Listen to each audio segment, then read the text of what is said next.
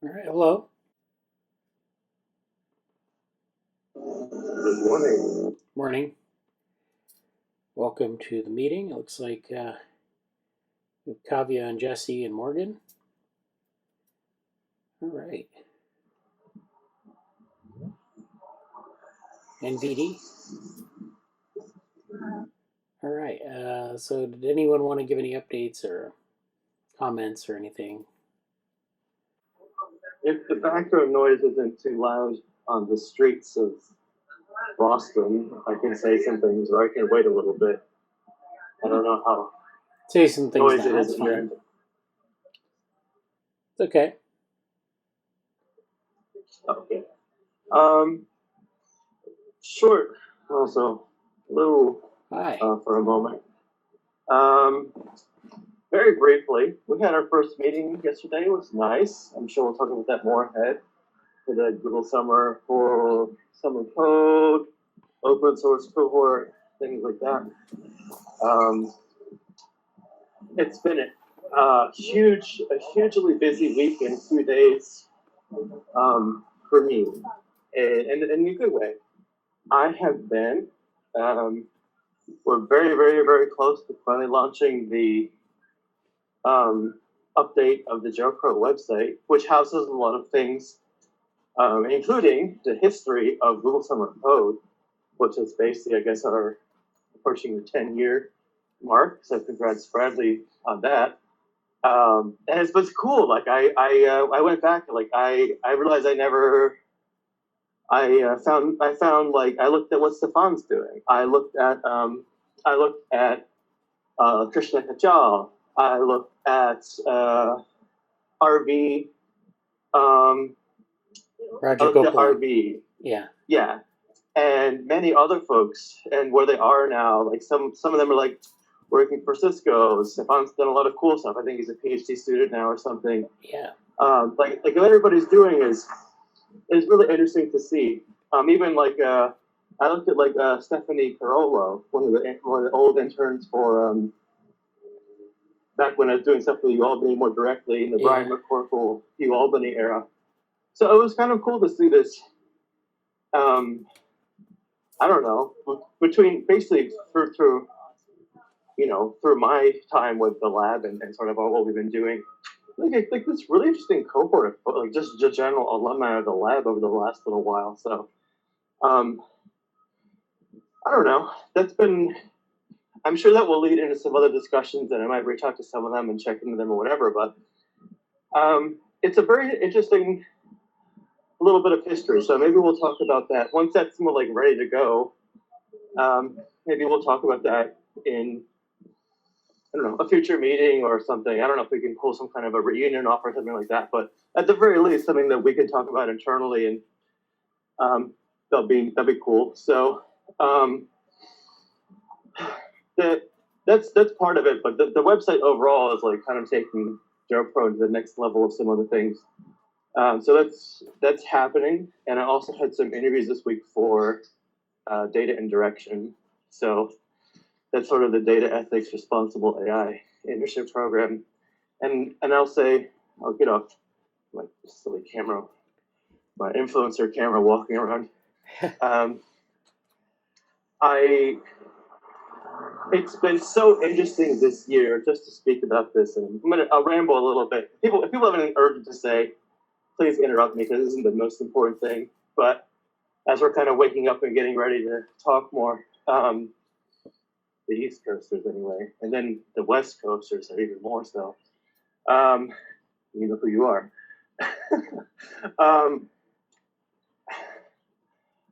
It's been so interesting with data and direction because I increasingly have shifted away from publishing it, and I always was so mad. I was always so mad when I kind of heard academic groups or whatever not be very vocal about what they're doing.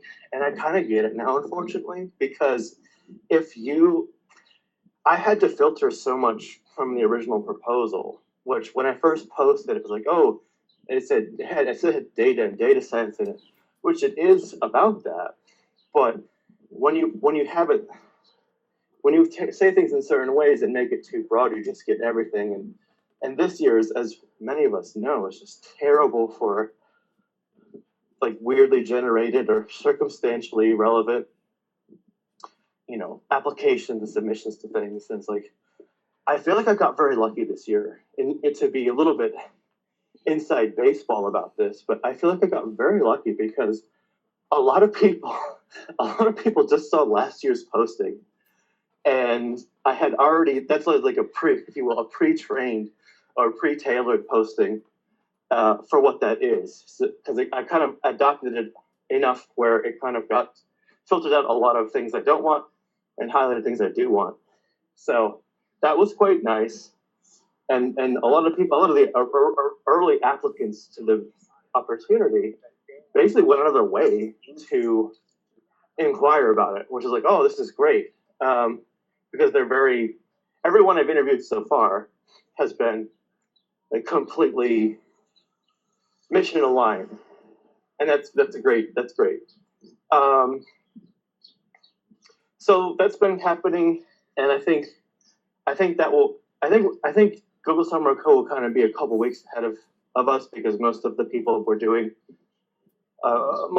probably be starting are going to be starting like in a week or two, or at least by June. So I'm hoping some of them will join the Friday meetings, and maybe some of their other. Well, the Google Summer of Code meetings is also a Indigenous meeting on Fridays currently, but at least the Google Summer of Code open source meetings, and maybe some of these meetings as well. Last year that didn't work out at all because we had primarily 2 West Coast folks and someone in Europe, and it was very hard to coordinate everybody. But it's going well. Like that's emerging, and I don't know, some of the broader structure for things and general program development that I've been wanting for a long time. Like the discussion series are happening on many fronts. They just aren't published yet. So I'm kind of like, all right, triaging the fact that this big, massive website web presence update probably needs to happen first before I can fuss about some of the more fun things. But we're getting closer. So that's my sort of program organizational director hat update. And the other thing I'll say is, I don't think we talked about this last week. We can talk about this later, but just to preview it, the MIT AHA group, the Advancing Humans with AI group, had their year-end symposium. It's that time of the year. Everybody has their big symposiums now and whatnot. But I was able to virtually view most of it. It was very good. I didn't get to go to I went to like Society Ethics and Computing for Social Ethics or whatever it was last year. I didn't get to go to that. I think I was only in person. But the AHA group was very good, and I'm going to kind of use that as a baseline for some other things, including they announced their big open benchmark project, which is sort of creating these benchmarks for, their big thing is like human flourishing. They kind of, the people that sort of, are kind of people giving a damn about certain things in the tech space. The cool language now is human flourishing, which Pat and Patty Mays have kind of championed in what they're doing. That's what the AI, advancing humans with AI, but human flourishing. The Cosmos Institute has kind of adopted that language as well from they're in a slightly different lane what they're trying to achieve, but I'm attempting to create some sort of community resources and infrastructure for people trying to navigate all of those different, who's actually doing what and what's their angle. That's part of the things I'm trying to build out in like the Joker Future Center, which is officially launching soon, as everything else comes on board. But yeah, the symposium was very good and highly recommended. And at the very least, their open benchmark project should be interesting. I haven't looked fully into it. I'm curious to see if I could contribute a benchmark with some folks either here in the lab, here at Data and Direction, or in sort of a general cohort of people interested in that project. But it's a concrete thing that they're doing with trying to be aware of the many different the ways of measuring things that are hard to measure but are important to try to measure or evaluate for, let's say. So I'll leave it at that. There's a few other things that I might mention later, but that's a good start as I finish walking around finally. So if there's any questions or comments, I'll field them. Otherwise, you can hear from other people. Yeah, that's great. Yeah, I'd be interested in doing kind of a reunion of people from, maybe the last 10 years of GSOC, if we could get people and maybe a few of the interns, because we had a lot of interns as well, several years ago, especially. Yeah, if we could do that. Also, yeah, I'm interested in seeing the web page when it's done, or the website. Yeah, it's always kind of hard to find time for that because it's always a big endeavor just to update everything. And because I've asked a couple people, like, hey, I'm considering this, or like, I put in the Slack, and this is true for anybody here. Like, if you want,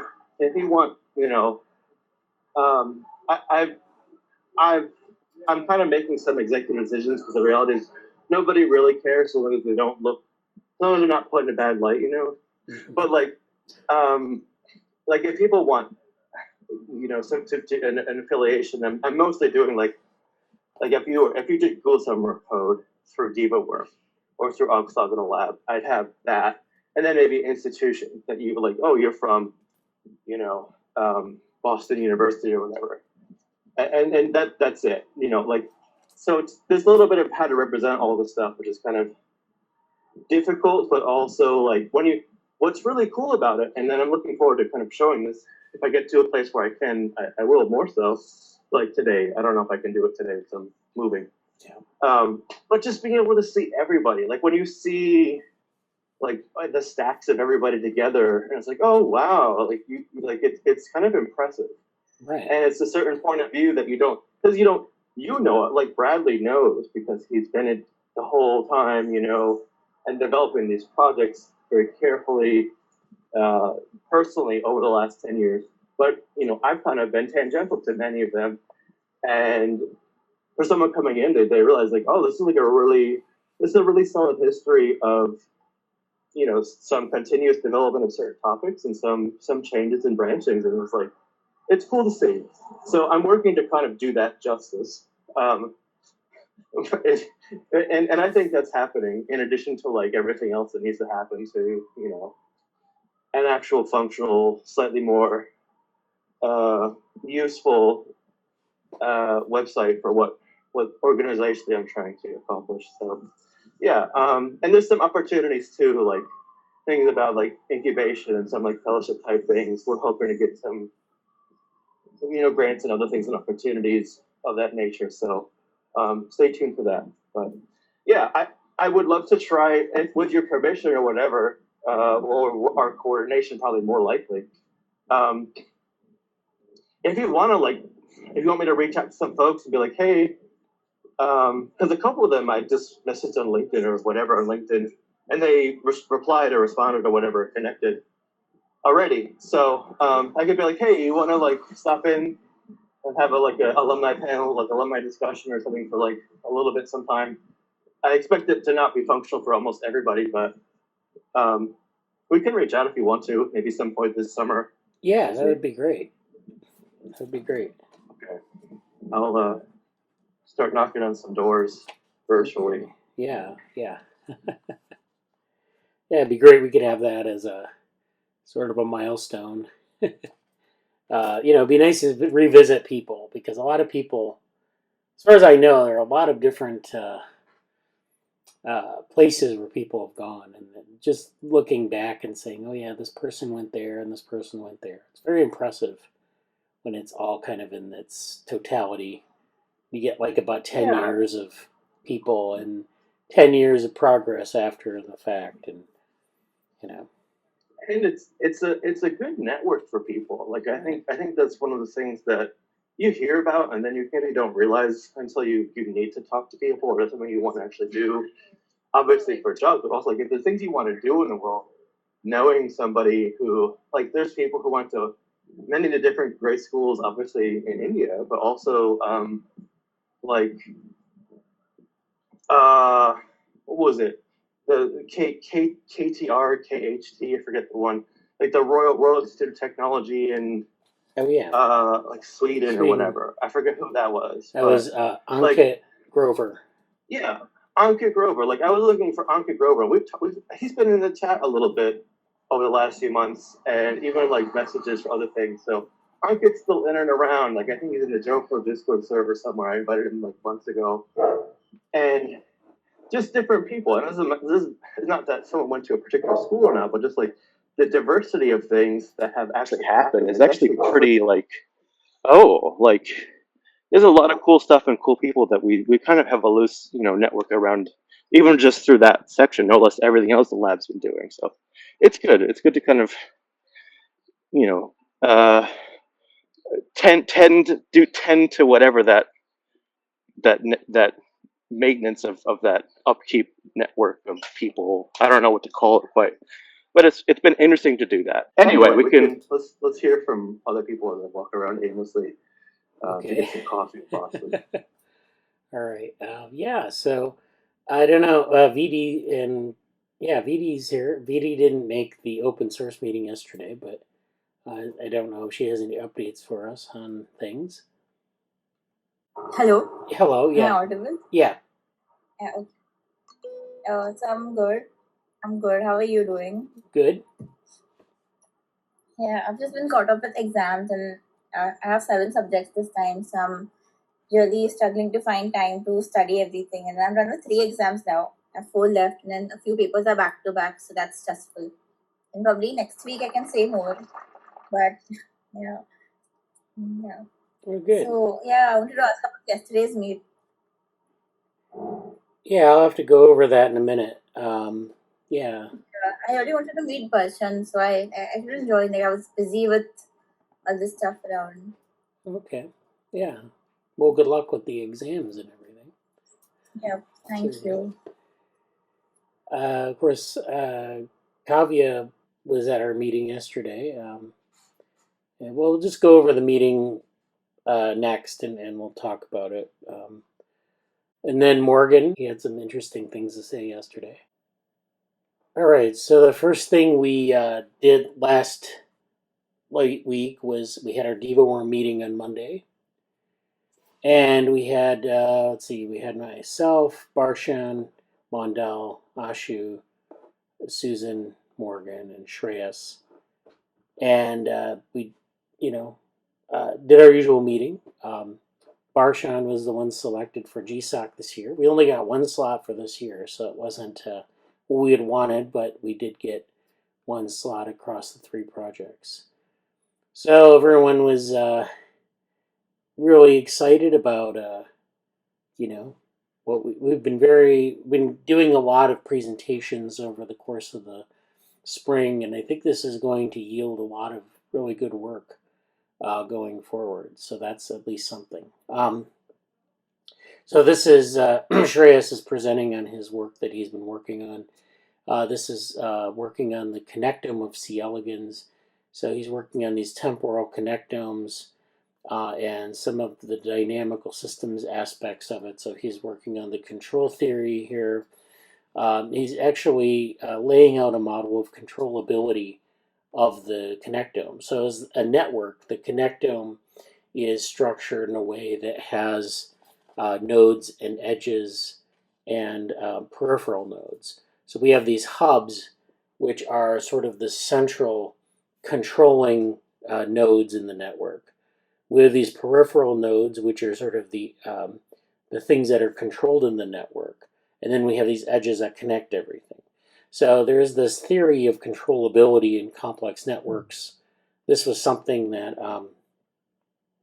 Barbasi et al. Proposed about 10 years ago, where they were thinking about networks, and they were thinking about looking at hairballs, which are these unstructured networks, orderly structured networks, but with a high degree of interactivity, and then thinking about how those hairballs sort of have some control in them. In other words, you have a hub that connects a lot of nodes. Does that hub control the activity of all the nodes it connects to? Or what is the sort of the relationship between centralized control and the rest of the network? So this is a topic that's actually been explored in connectomes, especially in C. elegans. There have been several papers on sort of these rich club neurons that serve as hubs in the network. And those hubs then emerge in development, and they control parts of the network. So you have these hubs that are highly connected nodes within the network. They tend to connect large portions of the network together, and it turns out that their activity is sort of this controller for certain aspects of the network. So the question here was, which neurons, if stimulated, can drive the entire nervous system to any desired activity state? And these are called driver nodes. Then a minimum control inputs needed. So he's kind of merging control theory and network theory here and drawing from the previous literature. So this is something that we can ask in a developmental sense, in the sense that we can look at these hubs, these sort of controlling nodes that confer controllability on the network. And we can ask, when do these neurons acquire controllability? In other words, if a neuron is born in a connectome, it isn't automatically going to control the rest of the network. It has to sort of emerge over time, so it emerges from the connectivity. And so that's kind of what he wants to know here.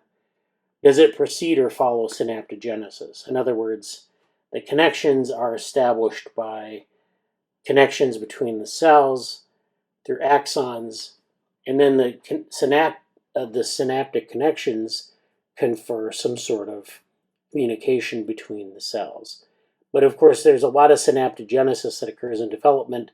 Sometimes some axons have a lot of synapses associated with them, sometimes not. And so, we have this data set where we're looking at synaptogenesis throughout the larval period.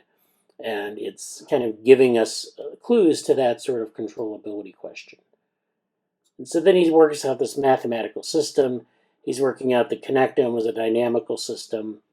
And then he has this mathematical formulation of controllability called the controllability Gramian, which is measures how easy it is to reach any state. So he brings up this paper that's a classic now in C. elegans biology and C. elegans connectomics. Trying to get to the title here. It's this paper by Tolson et al.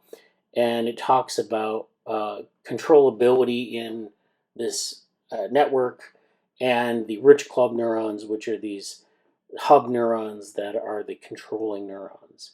So this is something that we know what these neurons are. We know what their connections are. And then we can connect that to another data set that has information about synaptic regeneration and growth over development to answer this question. And of course, to do that, you also need a dynamical model of the connectome, or a dynamical model of how this network changes across development. And so he's working on this problem. He has these data sets, and he actually brings in some evolutionary game theory, which is something that's becoming a theme in the group, because Hussein Ather is also interested in game theory and evolutionary game theory from a little bit different perspective. He's been working on this theory of biological complexity. And one of the components of that theory is game theory, is this sort of evolutionary game theory approach where you have these games that you can set up. And it's basically where entities will compete with one another, interact with one another. And there are a number of payoffs for their behaviors. So, we can observe their behaviors and observe sort of the convergence of behaviors to these optimal states or these optimal payoffs. And we can model that as a game. So, without getting too deeply into what game theory is or how evolutionary game theory works, you basically have two entities that maybe compete or cooperate or have some set of interactions. And then those interactions kind of converge to a stable set of strategies or states. And you can watch those dynamics over time in evolutionary game theory and characterize the payoffs and say that, the behaviors that emerge from interactions are the consequences of maximizing these payoffs. It's just, a theoretical framework for looking at these kinds of interacting systems. And, Shreyas is interested in this, and he's taken a certain approach. Hussein is interested in this. He's taken another approach. He's actually taken an approach that's more sort of appropriate for looking at molecular biology. And now, we have these two kind of interests.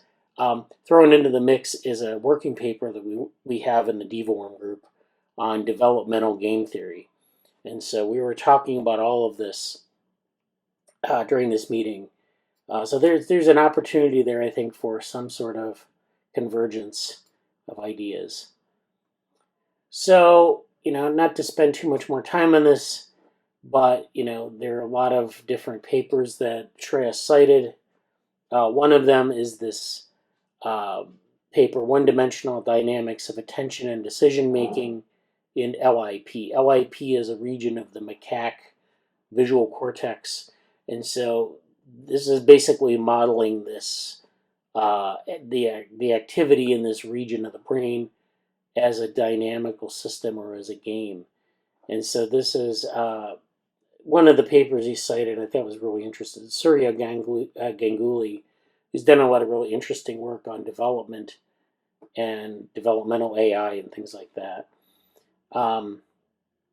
And then, so this is just kind of going through his talk. He also introduces the application of do calculus, which is something that Judea Pearl proposed for looking at causal inference. And then, kind of making these statements of do calculus versus biology. So in biology, we have a behavior given a certain set of neurons, and in do calculus, we have a behavior given a certain set of actions on those neurons. So in this case, we have, if we make an observation in biology, we have the probability of a certain behavior given maybe like the absence of a certain neuron like ABA or AVA. And so AVA is absent. It results in some behavior or some behavioral manipulation, and then we can measure that probability. And this is something we do oftentimes when we look at defined mutants, or when we look at, like, maybe we don't, this isn't the case where we ablate something, but there's just a missing component of a circuit. And then what do calculus does is it allows us to manipulate the system, intervene in the system, and then measure the behavior. So if we ablate AVA instead of just merely stating its absence, then we can look at the effect on behavior. So we actually can either observe things when they're not there or when we take them away. And the idea is that, in the former case, we can't really make a causal statement. It's just kind of a thing that, it may be that AVA is absent, but the reason that behavior occurs is because some other thing is also absent. Or that, if AVA is absent in a certain circuit, the circuit might compensate for that loss of AVA in some way and produce a behavior that it's hard to assign causality of AVA being present or absent. With do calculus, you can actually actively eliminate options and see what the effect is. So he was bringing this up in the sense of just thinking about ablation data that you're maybe using from the literature and how you can distinguish between correlation and causation. Shreyas has introduced a lot of ideas for things, and so we have to kind of work through these ideas and see where they fit into what we're doing in the group. But I like it because it really does give us a lot of things to sort of think about and work from. So he talked a little bit more about that. He did some more mathematical formulation of connectome development. I think this is his write-up on this, I believe, which is unconventional methods in connectome development. So he's kind of working on a document on this. And then talking about reinforcement learning and how that applies to connectome development. And then he gives this unified story about all these different approaches and how they connect. So he's introducing game theory, which is which synapses survive competition, reinforcement learning, has each synapse get selected, control theory, or this network controllability, what does the winner achieve, and then causal inference, does the result actually work? And he's kind of laid this out. I like this because now we can work on like figuring out sort of the order of these. I'm not convinced this is the right order. I think that there's, maybe network controllability occurs first, and then reinforcement learning, and then game theory, and then causal inference, simply because game theory is sort of the model of the behavior, or the model of the synapses given like things that are happening before. So network controllability will happen before you observe maybe the final state of the synapses or the resulting behavior. Reinforcement learning might happen after or before network controllability, depending on how you're stating your reinforcement learning problem. So in this case, it's how does each synapse get selected? You might ask, well, selected in development or selected by behavior, or what is your sort of criterion? So this is an interesting model for thinking about development of connectomes and things like that. So this is just kind of, I like having these kind of summaries because you can work from this and it gives you a good framework for further work. So that was Shreyas's work, and we talked about that a little bit. Then Barshan talked a little bit about his, his project and what he's going to be pursuing this summer. Susan talked a little bit about her things that she was doing. And then I did talk about some papers. So the first paper I talked about was this higher order behaviors in bio-inspired materials. This is a paper from Chem Systems Chem, which is a journal in chemistry, and just kind of thinking about some of the, we've talked about soft active materials in the group, and soft active materials as a research area is actually quite connected to developmental biology because there are a lot of concepts that are overlapping, and in development, oftentimes embryos have these soft active materials in them. And so there's been a lot of interface between those two fields, especially in the last 10 or 15 years.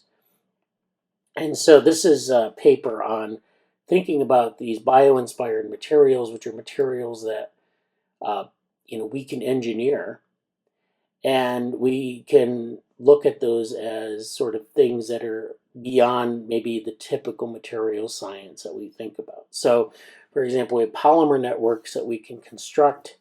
We can construct them through self-assembly.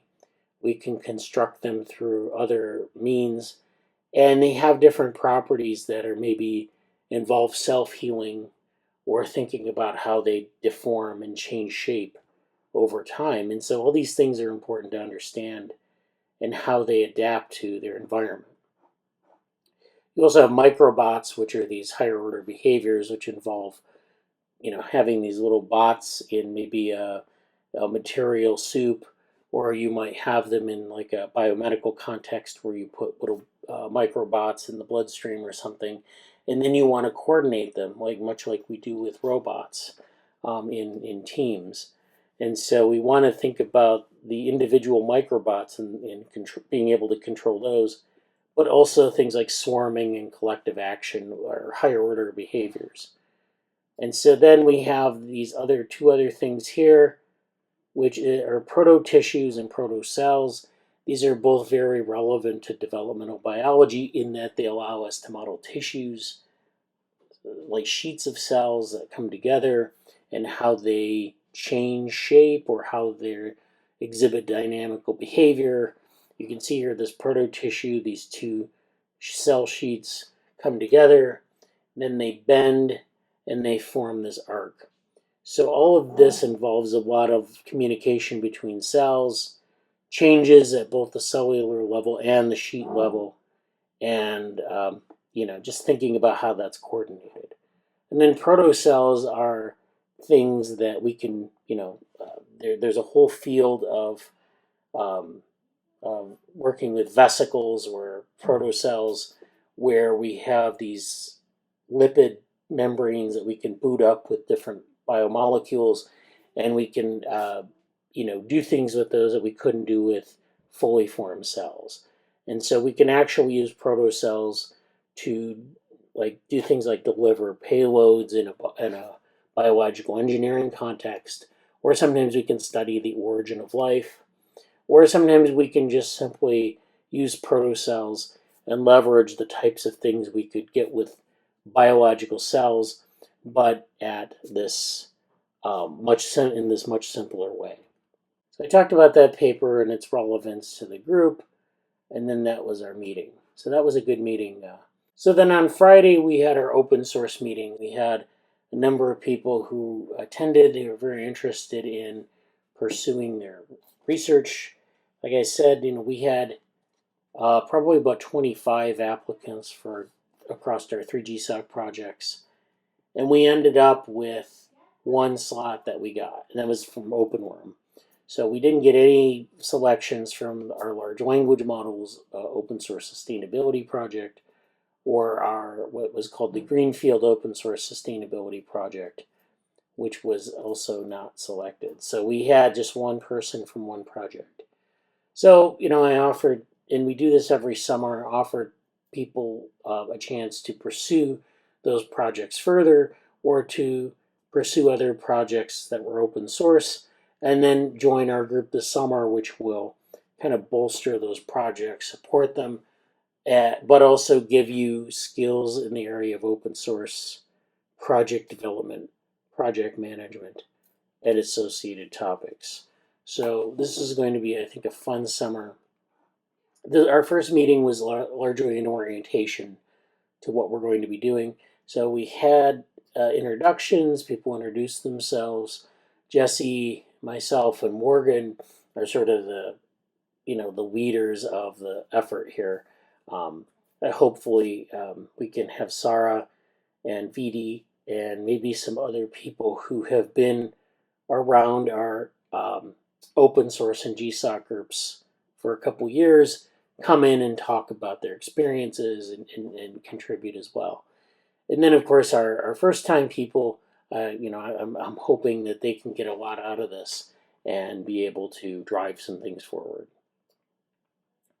So we had some introductions here. Jesse, of course, talked a little bit about what to expect.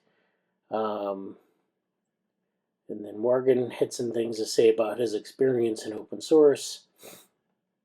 And then the second part of this meeting was about orienting ourselves to different community tools.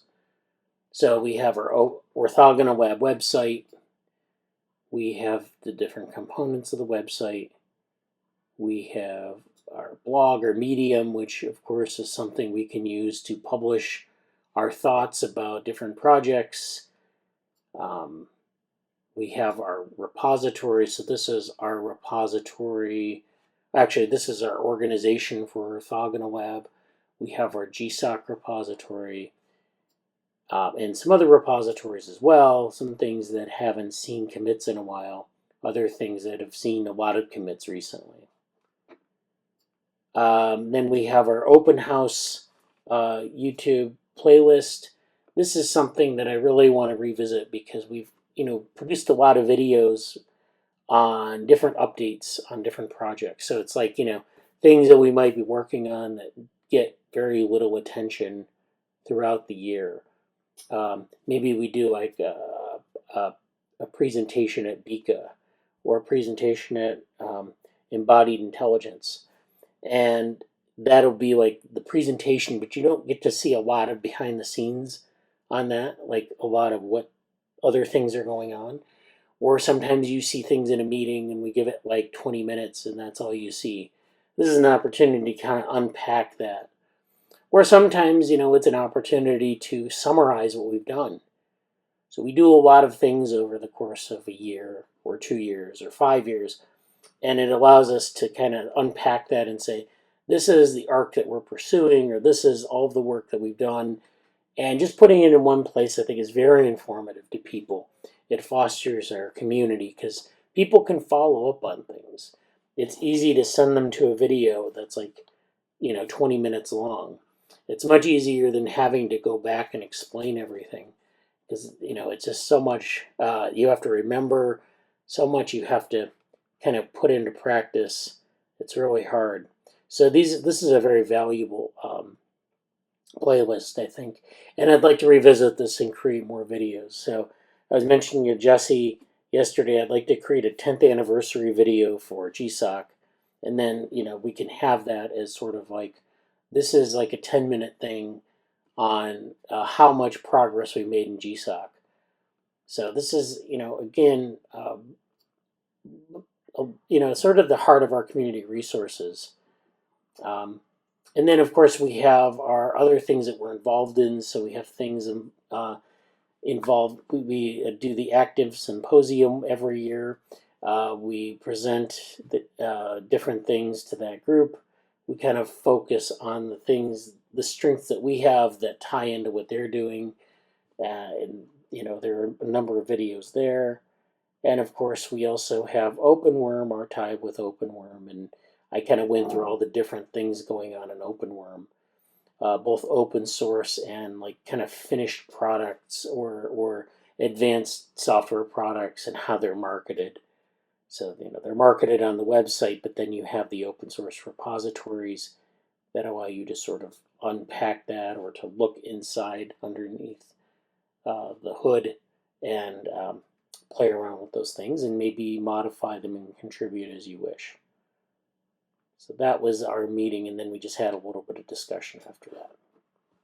Yeah, that sounds cool. It gave me the idea of when I reach out to folks, I can say, hey, would you, we'd love to hear from you in general, or if you want to have a 10-year anniversary message type thing. Yeah, I think that would be great. I think it'd be great to have like a reunion, and we can, have that as kind of a stream on YouTube, and we can kind of, I don't know how long, like an hour or two, or, just as long as people are there, have people maybe talk about what they're up to. But I do want to have the 10-year kind of summary as a shorter thing too, where I actually have a timeline somewhere, and I'm trying to pull it out and update it. But I have been keeping track of all of the different years of GSOC, who's been there, and then kind of where they've gone. I can go and map that onto that. So yes, yeah, I think having a small director's summary of it would be very useful and nice to see, but also useful for folks to see what we've been up to, what you've built over that time. Yeah. What did folks want to talk about next or the rest of the meeting?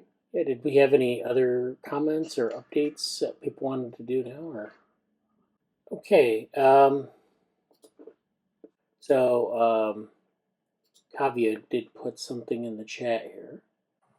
So actually, I recently came across this article. So this is they're trying to convert the activation to text so that they could understand the black box more. So yeah, I could not read the research paper in depth, but yeah, I came across this interesting article. Yeah. This is good. We've talked about this in not Anthropic's approach, but we've talked about I think Morgan and I had talked about this before, where they're trying to kind of figure out what the the representation is inside the model. So you have this you have this information in the model, you have the weights, but you also have these different representations that get formed within the network. And, there are different ways in which concepts are encoded. So you have like different words or terms or concepts, and there are certain activations that get activated or sort of recur every time that concept is outputted. And so this is kind of I guess this is the same thing here. So Yes, it is on the same lines. yeah. So there's a paper associated with this. So the tagline here is, what if we could read an AI model's thoughts? And this is the paper. This is natural language autoencoders produce unsupervised explanations of large language model activations. So this is where you're looking at these autoencoders, and they have these, I guess it's explaining the activation. So we introduced natural language autoencoders, or NLAs, an unsupervised method for generating natural language explanations of large language model activations. An NLA consists of two large language model modules, an activation verbalizer, AV, that maps an activation to a text description, and an activation reconstructor, AR, that maps the description back to the activation. So it's like this identifying these different activations and their description, and then reinforcing that, I guess. We jointly train the AV and the AR with reinforcement learning to reconstruct residual stream activations. Although we optimize for activation reconstruction, the resulting NLA explanations read plausible interpretations of model internals that, according to our quantitative evaluations, grow more informative over training. So they actually applied this to model auditing. So they're auditing Claude Opus 4.6, and their NLA here helps diagnose safety-relevant behaviors and surface unverbalized evaluation awareness. So this is where the model itself believed it was being evaluated. That's a very interesting thing in light of like a lot of things in the cybernetics literature about the observer. If you think about like a closed loop system, you often have one entity that's providing this feed forward information, and then you're getting feedback immediately. And there's a closed loop between sort of a system and a controller or a regulator. And you can also add an observer in there, which actually can supervise, or it doesn't really supervise things, but it provides this perspective on the closed loop and the dynamics of that feedback. So this is actually a way to do this. I guess this is considered unsupervised, but it's just having that sort of, I guess, awareness of an evaluation. We present these audit findings as case studies and corroborate them using independent methods. On an automated auditing benchmark requiring end-to-end investigation of an intentionally misaligned model, NLA-equipped agents outperform baselines and can succeed even without access to the misaligned model's training data. NLAs offer a convenient interface for interpretability with expressive natural language explanations that we can directly read. So this is kind of interpretable representations of things. So this is the paper. This is a sample explanation. So they have these different things like planning and poetry, language switching, unverbalized eval awareness, misreported tool calls, and reasoning about rewards. So this just shows these different cases where the model is doing something, and then this is the NLA explanation. These case studies also illustrate a key limitation of NLAs. So remember, an NLA is a natural language autoencoder. And so one thing that these do is they have these confabulations. So NLA explanations can contain claims about the target model's input context that are verifiably false. It's, I guess, a form of hallucination, but this is something, of course, that happens in human cognition as well. We confabulate things all the time for memories. So this is something that, it's interesting to study from that standpoint as well. Analyzing these confabulations, we find that while NLA claims can be false in their specifics, they are typically thematically faithful to the context. For instance, given text referencing a historical dynasty, NLA explanations might falsely claim that a specific king from that dynasty is mentioned. Claims appear in explanations across multiple adjacent tokens that are also more likely to be true. These heuristics inform how we use NLAs in practice. So, a key application of NLAs is surfacing unverbalized aspects of model cognition, especially unverbalized evaluation awareness, wherein a model internally suspects that it is being tested without explicitly saying so. We cannot validate NLA measurements of evaluation awareness against ground truth because the model's underlying beliefs are unobservable. However, we can construct inputs which the target model is more or less likely to believe are evaluations, and test whether NLA-based measurements vary as expected. So we can find that the NLA's surface evaluation awareness more often on evaluation transcripts than real deployment traffic, and that rewriting inputs to be more realistic actually reduces NLA measured evaluation awareness. We therefore conclude that NLAs can identify unverbalized evaluation awareness. Okay. Then finally, we validate that NLAs are useful in a downstream auditing task. We task an auditing agent with investigating the intentionally misaligned model introduced in Marx et al., and find that NLA-equipped auditing agents are more effectively discovering the root causes of the model's misalignment than baselines. Notably, and unlike prior work, these agents can succeed without access to the training data which induce the model's misalignment, either during the investigation or while training the NLA. So this is kind of thinking about NLAs and their limitations. So NLAs can engage in confabulation, which is seen as a sort of a noisy insight or something that introduces false claims into an otherwise good explanation of something or a good train of thought. And so we want to be able to distinguish these false claims from true claims, or to at least verify the claims.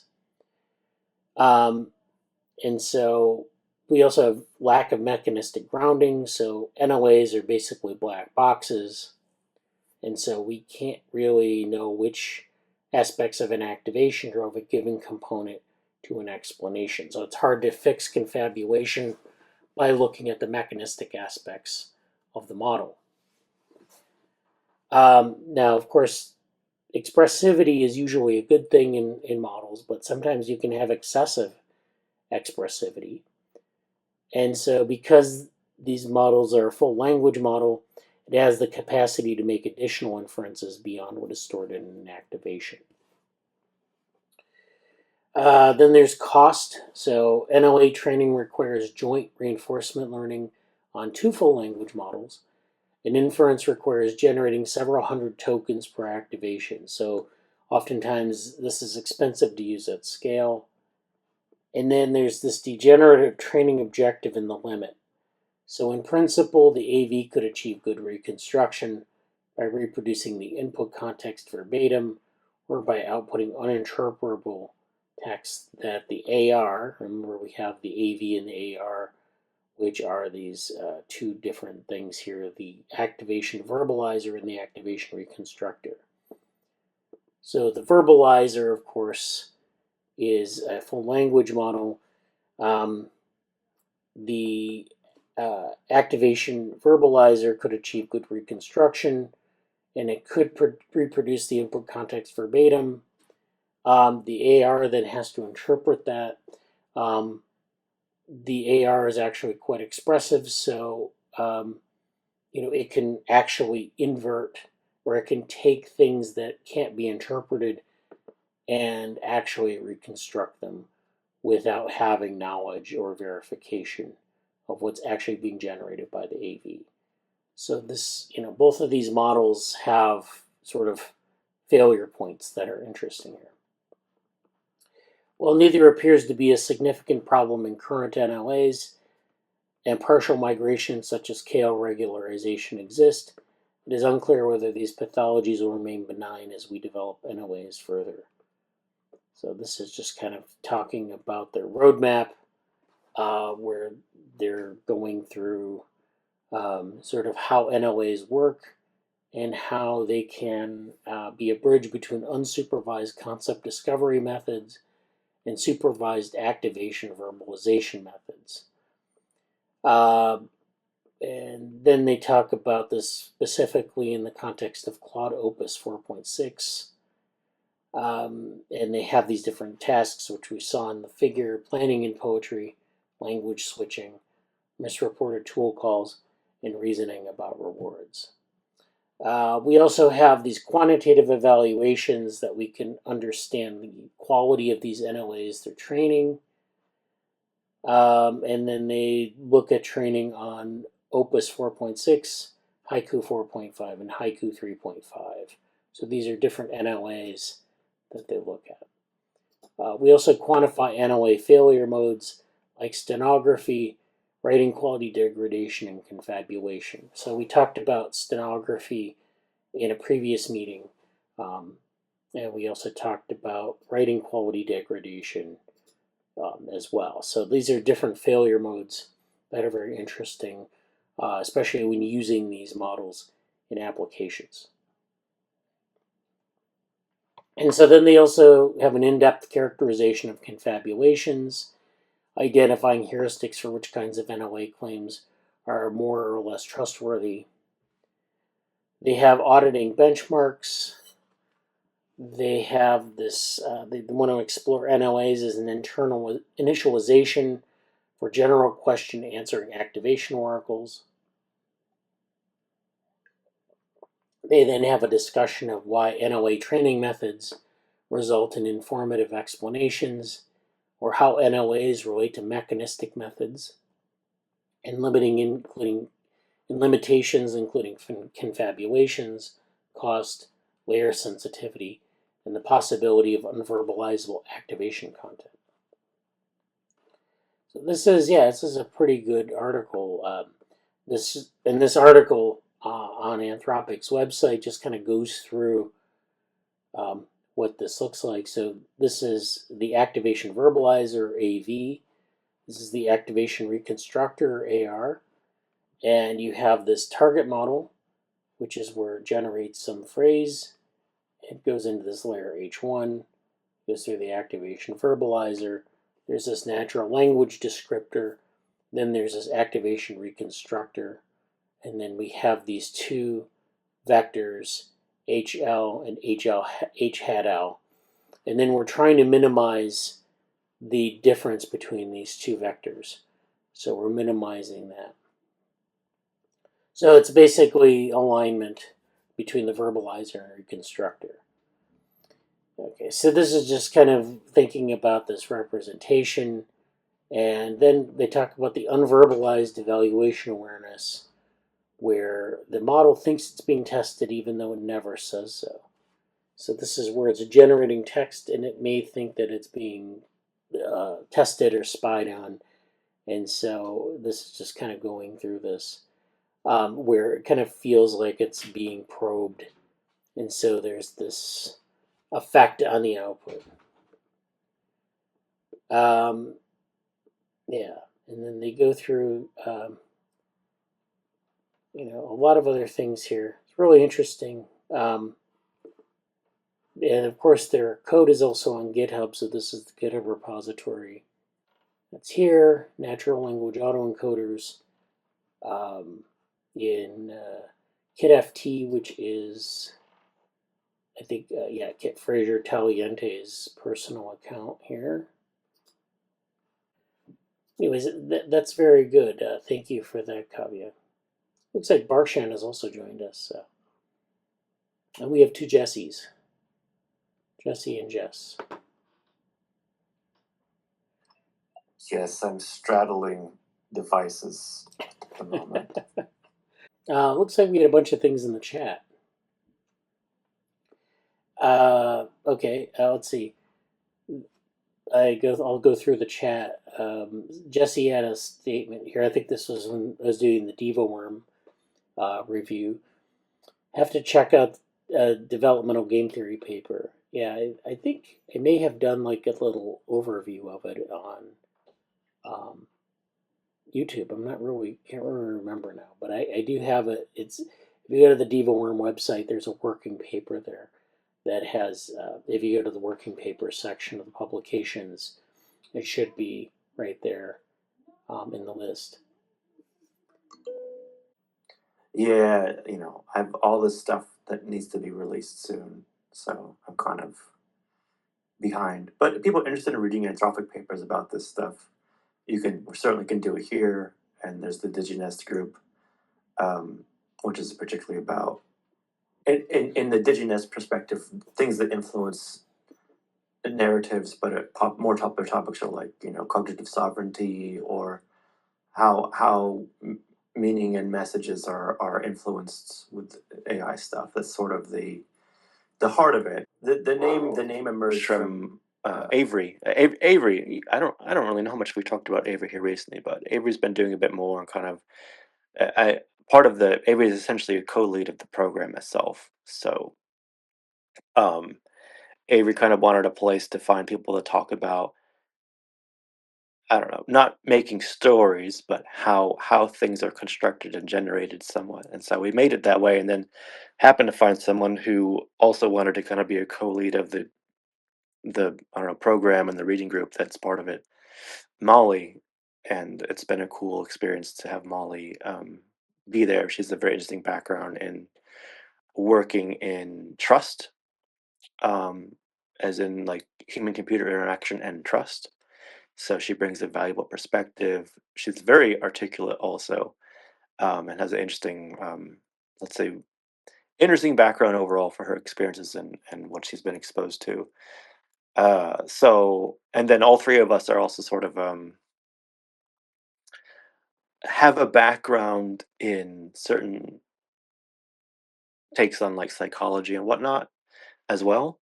So it's kind of it's a fun group that way. The meetings for that are currently Friday night, which I don't think is going to last forever. But we have these Friday night meetings. Um, we can't all make them all the time, but I have recorded. There's several months of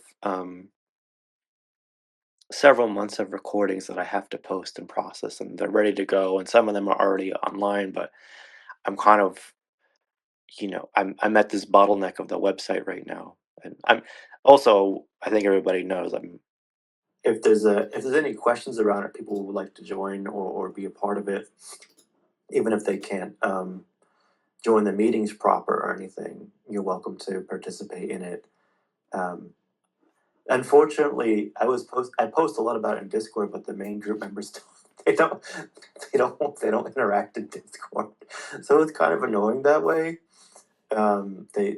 We use Discord, but they use like private messages and like, oh, this is great, and I'll try to steer it towards the actual of the session, but sometimes it doesn't happen. So, but Bradley's has returned. Hey, Bradley. Hi. Yeah, so yeah, okay, let's go through our chat. So yeah, this is just A lot of it's just chit chat yeah. about like Slack and stuff. So this is the DigiNest group, yeah. So this has recently covered this and a few other Anthropic chatbot papers in the DigiNest group. Then Kavya asked about DigiNest. Yeah. Okay. This is the blog post that you did on this. So this is the Joe Pro blog. Whose reflection is it? I think we talked about this in one of our meetings. Yeah, this is it loosely covers it's like a very broad kind of institutional here's some big questions that our group's looking at, and then we also cover a little bit of the reflection agency framework, which is I've actually mentioned that paper quite a lot. It's not that it's I humbly and respectfully, it's not that the paper itself is a gigantic landmark in any way. It's just a very nice combination of like ethics and it talks about like Aristotelian ethics and also phenomenology. Like it goes into ethics, it goes into phenomenology, and it goes into how to try to process. Like it looks at these. It's a couple like not surveys, but I guess experiments or people using these different existing chatbots and whatnot, and kind of saying, oh, does this chatbot kind of direct you towards your own narrative, or is it pushing a narrative? Is it giving you agency to develop your own reflection and your own internal feeling about what you're doing, or is it trying to steer you in a particular direction? And it talks about different tensions in that. And Kat Chang is a co-author on that post, and someone we've talked a lot about. She's based in Plot Twisters. That was a foundational paper for us in what she's working on, and she's kind of to be slightly overly technical. She's sort of like an affiliate researcher of DigiNest proper and JoePro. She's based in Plot Twisters, but I'm a Plot Twisters co-founder too, so there's a lot of overlap in what we look at sometimes. So she actually presented, she works in design as well, so she presented some of the tensions in the framework to people in her workplace when she's about sort of, I think that's one of the things. But she made her own presentation based off of the model to kind of try to explain. She made these like visualize some of the like the tension and like, oh, if you're on this side or this towards this pole or this pole of it, how does it affect things, or when you're building and whatnot. And so Kat's been building out a prototype for one aspect of, I don't know, a prototype in the Plot Twisters community, let's say. And she's very excited because she's like, oh, this is a great framework and a great paper for what we're doing, but I haven't really built anything in the space that she wanted to. She hadn't built anything yet when we first read it. So now she's built the prototype, and she might be coming back to kind of look at this framework and this, the tensions there to kind of apply, like, okay, like how is what I'm making leading the user towards, certain outcomes, or what pressures are they facing, or how are we attempting to mitigate that? And the papers come up more than I expected in some ways, because in the AHA, I keep mentioning the AHA group at the MIT Media Lab's Advancing Humans with AI, Human Flourishing group. Their seminar series, I've actually mentioned this paper, the RF paper, a couple times, simply because people keep gesturing towards what the paper's getting at. Like yesterday's discussion was about, I can easily share this. I think I can actually. Yesterday's discussion was with this guy, and I forget it. Did I talk about this yesterday, Bradley? I don't remember. Which one? I don't want to overkill it either. Oh, that's fine. No. I'll very loosely mention, because I don't. Oh, I did talk about this yesterday, but not with you. I talked about it yesterday in another meeting. So that's why I'm kind of thinking about this. Is this? Yeah, this is. Yeah. That's showing. I don't have great. I could try to share the Discord thing, but it's not going to work. But we had a discussion about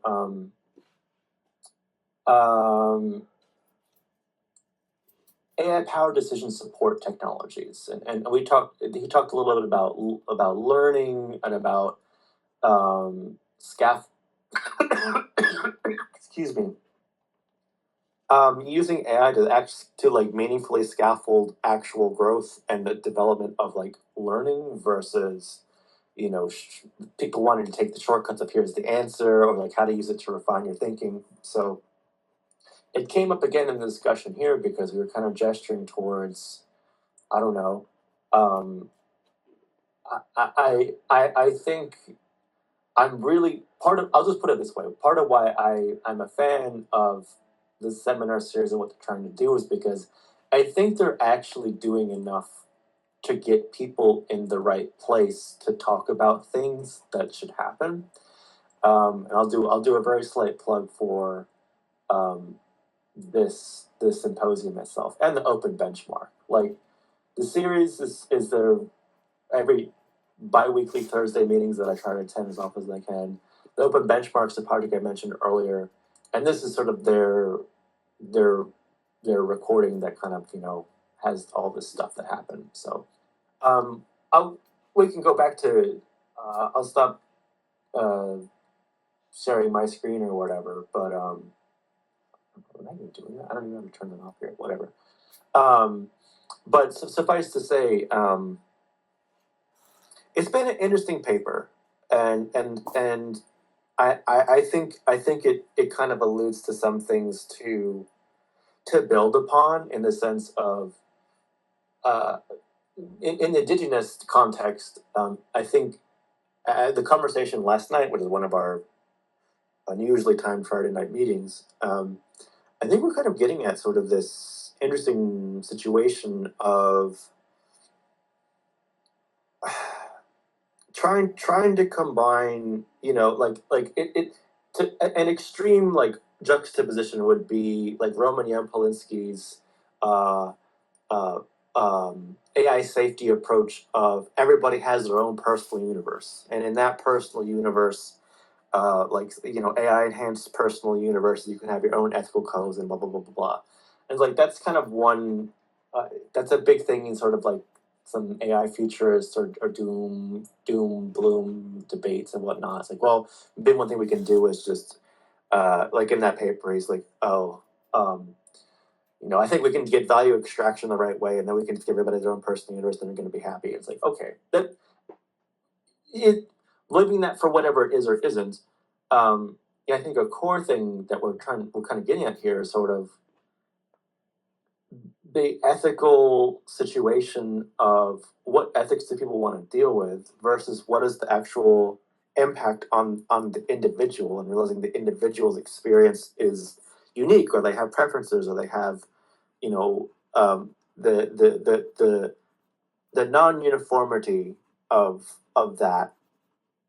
And then you have this technical medium that things are mediated through. So it's just a very interesting space to try to wrestle broad sort of macro ethics, and then micro personal experience and ethics and preferences, and then these tools and technologies that are either intentionally or unintentionally mediating all of this.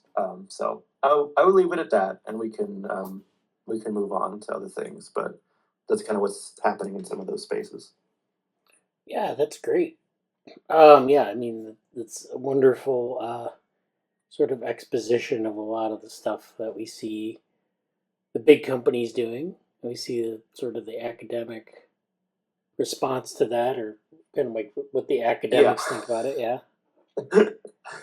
Yeah, I think that's oh, I was gonna try to give me one moment. As I'm setting up, I'm gonna jump to the third device, and hopefully the third and final device. But yes, to your point, I'll leave this one. To your point, I think that's kind of a lot of what I'm seeing, and we don't have to talk extensively about this or anything. It's interesting because we kind of get into this place where part of what's been even exciting about the data and direction interns that are coming in is like there's an increasing awareness that sort of what big tech groups are doing right now, they're on a very particular path. Like particularly OpenAI and Anthropic are kind of in their own like tier one, and then there's other big groups, Gemini and so on.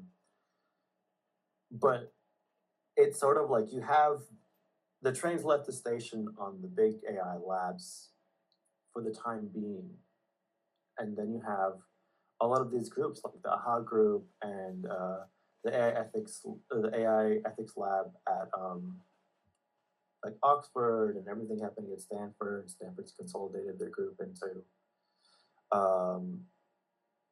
well, they just consolidated their data science, and they're like the HAI thing there. That's all one thing now, so I guess that's good. But you kind of have these things like, okay, certain things have left the station. Then you have these groups that are trying to kind of make sense of it. it's like not how you would, not how you would profession, and that's the part of the whole macro thing right now is like, this is not how you would typically release a product into the world. But now it's like, no, we're gonna do all of our study, and this is like the opposite of like, if anybody's in doing like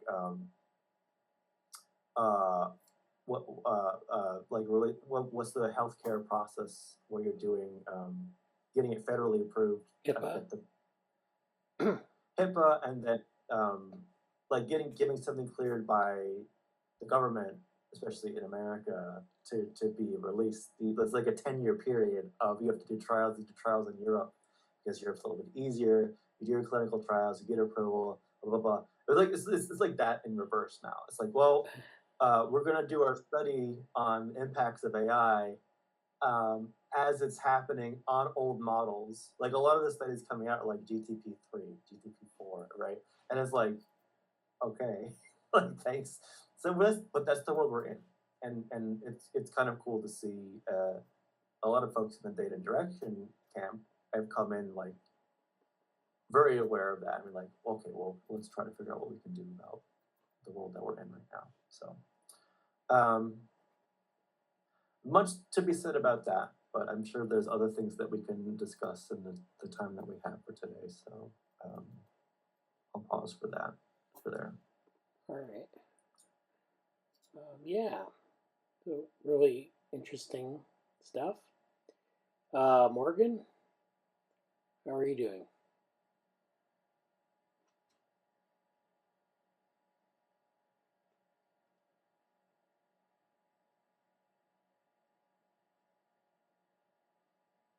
All right. Maybe we'll come back to Morgan later. Barshan, how are you doing? I just hopped in to see how the meeting is going. That's all. Okay, yeah, it's great. As just mentioned about the UFO sighting, so I was looking through it this morning. I guess the US government released the files. I was wondering that what could be the reason they released it right now. I don't have any theories about it, but still. Oh, okay. That's all. All right. We do another. What was the? Sorry, I was away for a second. Oh, I get Barshan. I don't remember what he asked, but yeah, I was mentioning about the UFO files that were released by the government. So oh, I don't know. I don't have any. I don't have any major things. Just like apparently that it's just there's more stuff that's more obvious, that there's things they don't know. Things happen that they don't know what they are, but there's more evidence of it. That's all I got. So I wanted to talk about this. I'm not exactly sure how to summarize this, but like this is an interesting paper that I ran across, or I guess it's a Substack article. This is Andres Gomez-Emillsson, and this is titled, "If You Had the Whole Field, Where Would You Put It?" And so this is about thinking about Turing universality and Turing tests, but in the sense of like a mean field approach. So I don't know if you're familiar with mean field approaches. I'll talk a little bit about that. But basically the idea that you basically have this difference between systems that are sort of like something you can give a Turing test to, or what a Turing test is, and these mean field models, especially models like cellular automata or spin glass models or things like that exist in these fields. And we often can use those fields to characterize interactions between things, but they're not necessarily amenable to Turing tests. So at least this is what I'm understanding from this post. So the subtitle here is Turing universality is universality over encodings, not over embodiments. A format general computer would accept, transform, and output physical formats directly.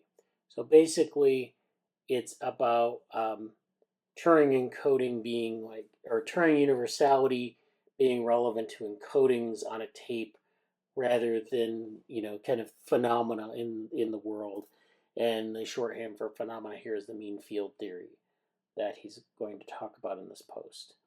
So this is this article is a follow-up to this other article, which is why the principle of organizational invariance doesn't hold for continuum field systems. So this is where we're thinking about, I guess it's like kind of an interaction between philosophy and physics and computer science. So that's kind of what he's getting at here. Let's see. Yeah. So this article, I'm not going to go over this article too much, but he does talk about Chalmers' absent qualia, fading qualia, dancing qualia. This is an article by David Chalmers, who's a philosopher, and the idea here is talking about qualia and sort of this principle of organizational invariance. So this is thinking about consciousness and qualia, which is a thing in consciousness that people have tried to quantify and identify, but it's pretty elusive. So it's widely accepted that the conscious experience has a physical basis. That is, the properties of experience, which are phenomenal properties or qualia, systematically depend on physical properties according to some lawful relation. There are two key questions about this relation. The first concerns the strength of laws.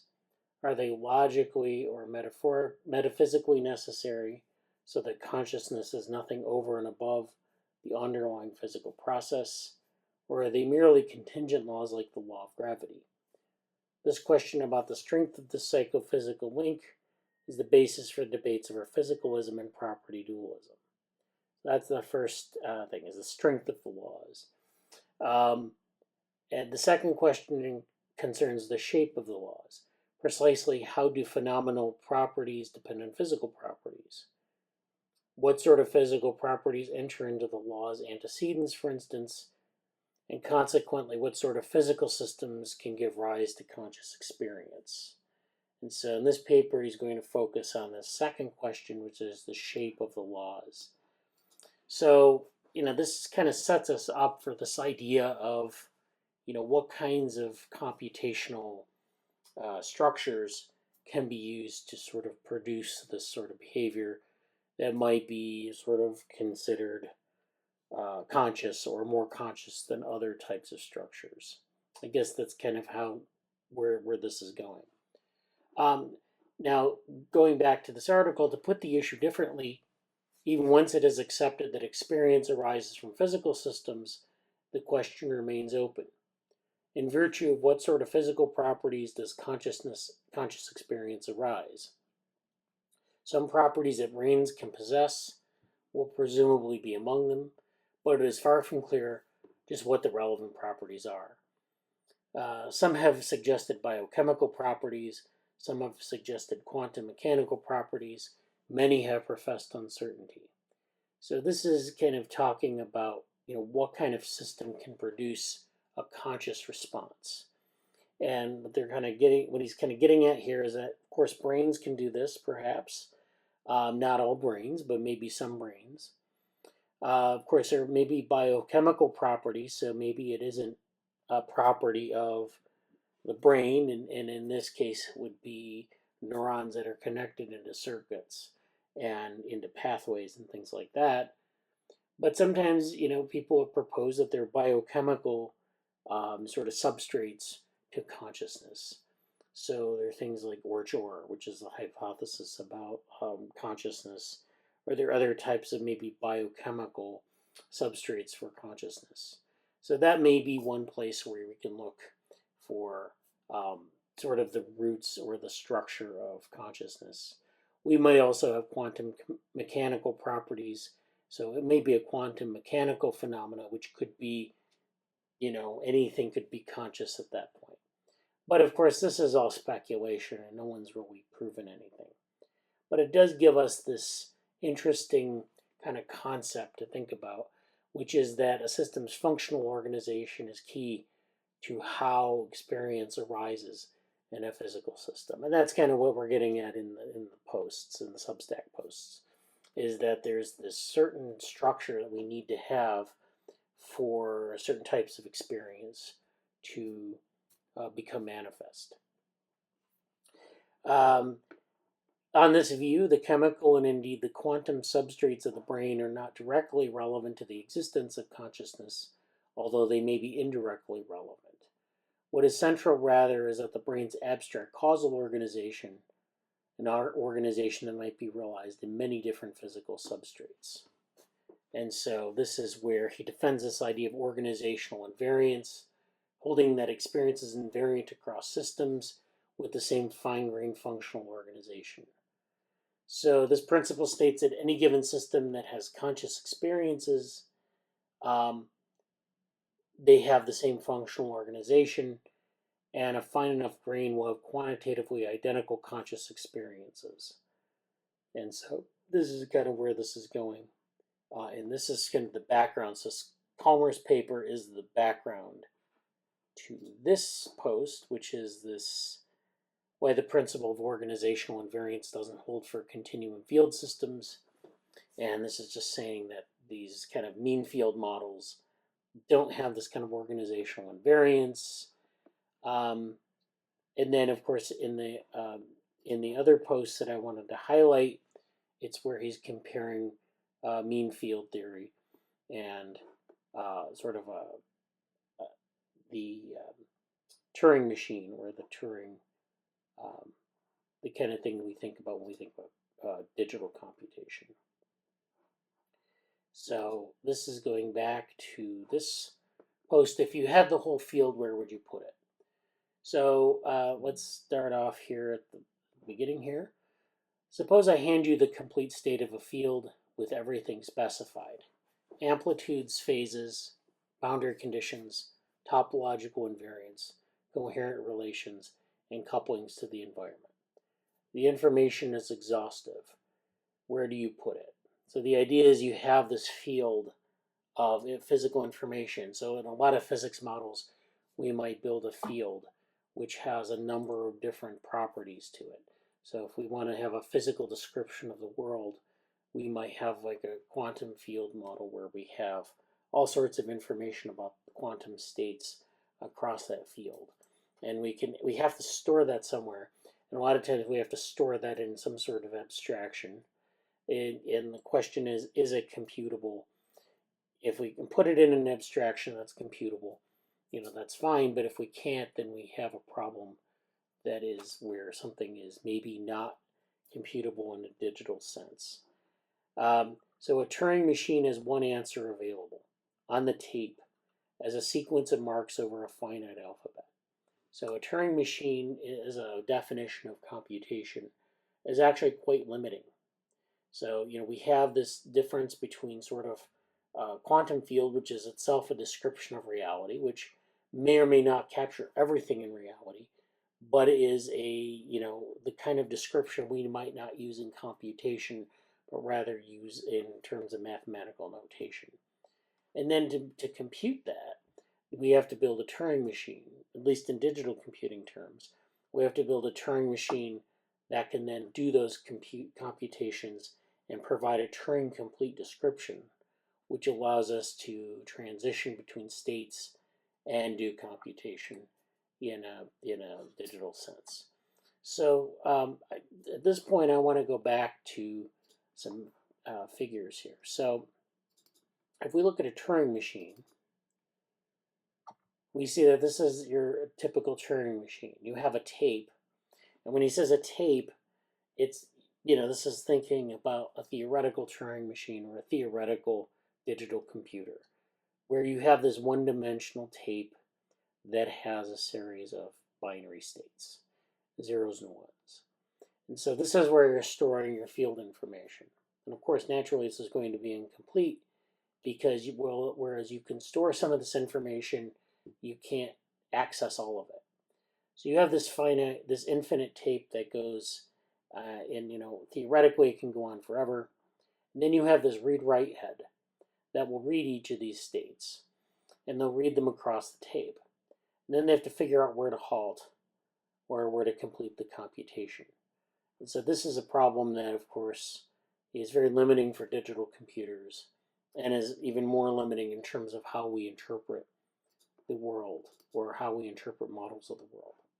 And so this is another example of a Turing machine where we have our tape, we have different states on the tape, it's scrolling by the head or the observer, and the observer is reading things and halting and doing these things that resemble a program, where the program is the tape head has to read the states, has to think about the states, has to write states out, off of the tape into the computer, and has to move the tape in accordance with all these different computational operations it might do. So that's a Turing machine. Then of course there is this field model, and of course field models are used often in physics, but one variant of a field model is an Ising model. So this is an Ising model. This is one of the sort of first field models that led to some of the work in cellular automata. And an Ising model is a model of magnetic spins. So this it was originally a tool in physics where you had this field where you had a bunch of basically, sometimes they call them spin glass models, where you have a bunch of physical constituents and they're moving around on this lattice, and they're moving in different states. So sometimes they have a state that's up and a state that's down. They can have a state that's positive, they can have a state that's negative if it's a magnetic system. Basically, you have this system of parallel constituents that have a binary state or have some set of discrete states that can be recorded at any given time. So you have the system of these, say, like, let's take a series of magnetic balls or metal balls, and they're subject to a magnetic field. And they have this, they're all kind of behaving in parallel. Some of them spin up and some of them spin down. And then we record their state at a certain time. And then this is the map of these states. It's kind of hard to see this. But basically, this is where we have a bunch of states that are up, which is in red, and a bunch of states that are down, which is in the light blue. And so then we can record that state of that field, and that's kind of similar to our state on the tape of a Turing machine. And then from there, we can actually, because we're taking the snapshot of the system, we can treat that like a binary state. But instead of having a single sort of serial state, we have these parallel states. And so we have a lot more information than we have with our typical Turing test. So that suggests some sort of parallel computing paradigm.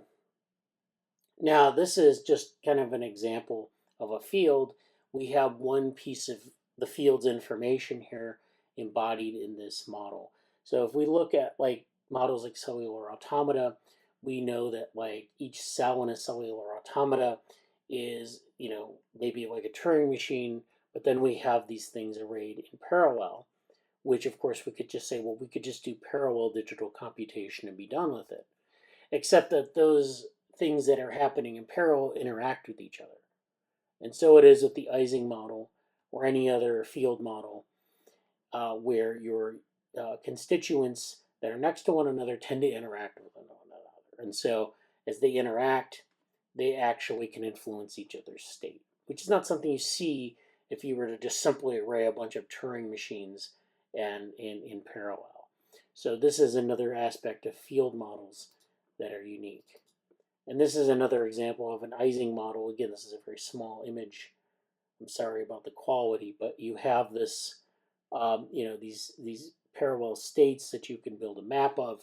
And the key here is that they interact with each other as much as they change over time. So we have this dynamics, but we also have these series of interactions happening. So he points to this, this problem where you have this field that we want to characterize, and we have a complete state, and we need to put this information somewhere to compute it.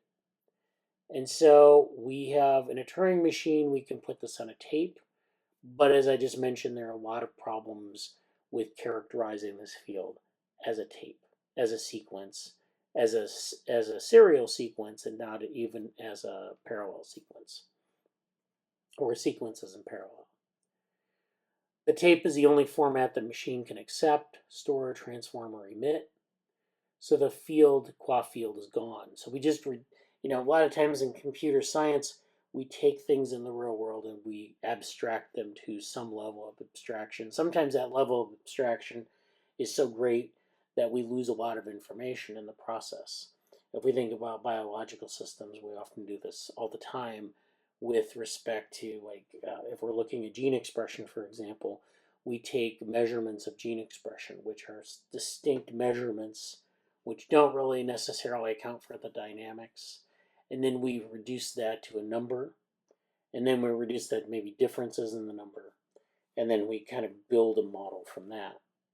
But of course, that obscures a lot of the noise, a lot of the fluctuation. We could record things like we do in neuroimaging as sort of a continuous time series, but we might record it from one site. And these individual recordings don't necessarily capture emergent effects or other types of effects in other sites in the brain. So there's always a limit to what we can measure. There's always a limit to what we can compute and represent. So this is kind of thinking about the tape. What remains on the tape is a description of the field, which lives in a totally different causal format than the field did. So not only is it that we lose information by abstracting things, it's also that we have this lack of causality. And so we can't necessarily capture, say, those interactions between the constituents in an Ising model or in a cellular automata. Even if we have a series of Turing tapes or Turing machines in parallel, we still can't capture those interactions. So that's kind of, the tape does not exert stresses or carry flux.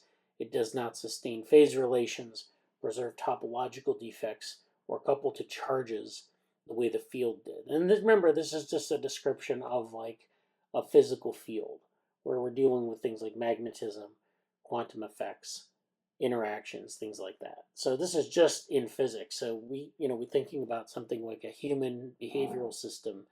We have even more complex things to worry about. Or if we're thinking about a brain, we have a lot of things that are maybe above and beyond the physical aspects to think about. It can be used to reconstruct something with those causal powers, given an interpreter and a lot of extra machinery, so we can actually approximate these kinds of things with a digital computer. But the reconstruction is then being done by the interpreter and the machinery, not by the tape. So the tape is sort of the core of the system, and we're kind of augmenting it, but it becomes a problem in terms of putting that all together as a computational system. So if we can't represent things by the tape of the Turing machine, then the relevant computer can no longer just be the Turing machine. The thing that took the description and turned it back into a physical object is doing essential work. This is the distinction that classical computation tends to hide. Stephen Lahar made a related point about perception years ago, distinguishing rendered from encoded representations. So this is where, if you look at the visual system, it does not just encode the world in symbolic activations, rather it renders an explicit spatial object in some field-like medium. So this is an interesting point in a lot of models of computational neuroscience, or even if you're thinking about building a model of perception in an AI system. You have to think about what the perceptual system is actually doing. So it's not that you're encoding the world as a set of symbols, or you're encoding the world as a set of zeros and ones. You have to render sort of the spatial objects in the world and have a reference point. So it's not just enough to have take inputs from the sensory world and transform them into a matrix, and then operate on that matrix and say that's visual perception or that's some other type of cognition. You actually have to have these, I wouldn't even say manifolds because that's maybe too simplistic. You have to have this reference frame, and then you have to have the actual representations of the spatial objects in some way, in some field-like medium. So that could be something like an Ising model or some sort of parallel computational model, or it could just be something that we haven't really characterized yet. But it's a field-like medium in the sense that it's something embedded in some larger reference frame. So that's kind of, and this is, I don't know if this is also making the distinction between sort of conventional perceptual psychophysics and ecological psychology, but that's a tantalizing sort of connection there that might actually also be interesting. And a lot of the ecological psychologists talk about, how they complain about the way that cognitive scientists treat representations. And maybe this is kind of leading us to that question in a different way. So anyways, back to the world of Turing machines. Turing machines are universal over encodings, not over embodiments. So they're like Turing machines deal with just these simple encodings, and they have this universality that is relevant to encoding. So in other words, you could take any problem, turn it into a binary, a string, and operate on that string. And that's kind of the universality that Turing machines live at. But a lot of systems, of course, are embodied and need this embodiment in the world. And so when you have this embodiment in the world, you have to use something like a field model to represent that. And so, in an embodied system, your field model, it can also be universal. So you can have a lot of things that can be represented in these field models. So if you're familiar with the work on cellular automata, there's a claim of universality of cellular automata, which are, of course, where you can represent a wide variety of physical systems using that kind of model. But it's different than what you can claim to be universal with the Turing machine. So the gap between these two kinds of universality, the Turing machine, the tape, and the field model, may matter for some of the longer running puzzles in philosophy of mind. So he's kind of focusing on philosophy of mind, but I also think if you say philosophy of computation, that's probably also true. So there's a slogan, Turing universality is universality over encodings, not over embodiments. And this is again stressing that a Turing machine can emulate any computable target process as a string transformation, but it doesn't thereby instantiate the target process and the target process's native physical format. Give the Turing machine a soap film, which is like, if you have a layer of soap bubbles, a coherent quantum state, which is, a series of quantum states, a vortex knot, a high entropy alloy, or a Lihar-style perceptual field, which we talked about earlier. And it doesn't accept that objects as input in its native form. It accepts a symbolic encoding of the object. So you might have to transform all of those things in that field to a series of letters or a series of numbers.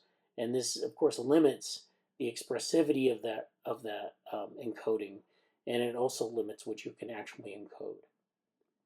And it doesn't output a field configuration either, only a description of one.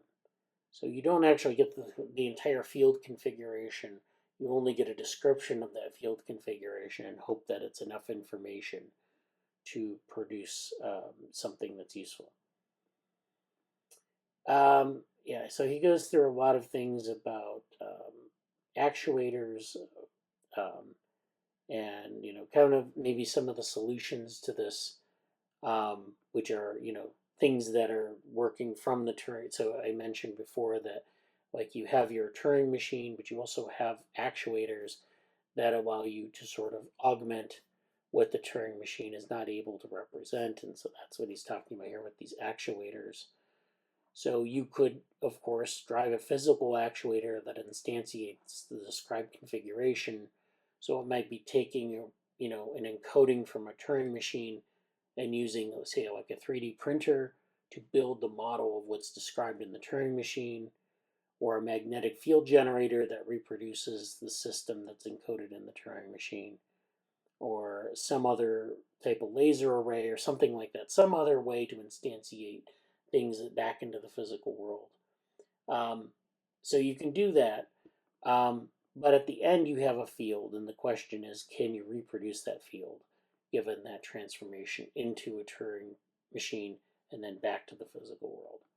And that's, sometimes that works and sometimes it doesn't. And of course, then there are all these different aspects of causality where, can we really capture the causality of physical systems using Turing machines? So a Turing machine is one primitive operation: read a mark, write a mark, move the head, change the state. Of course, if you can capture causality through that, great. If you can't, then you have a problem.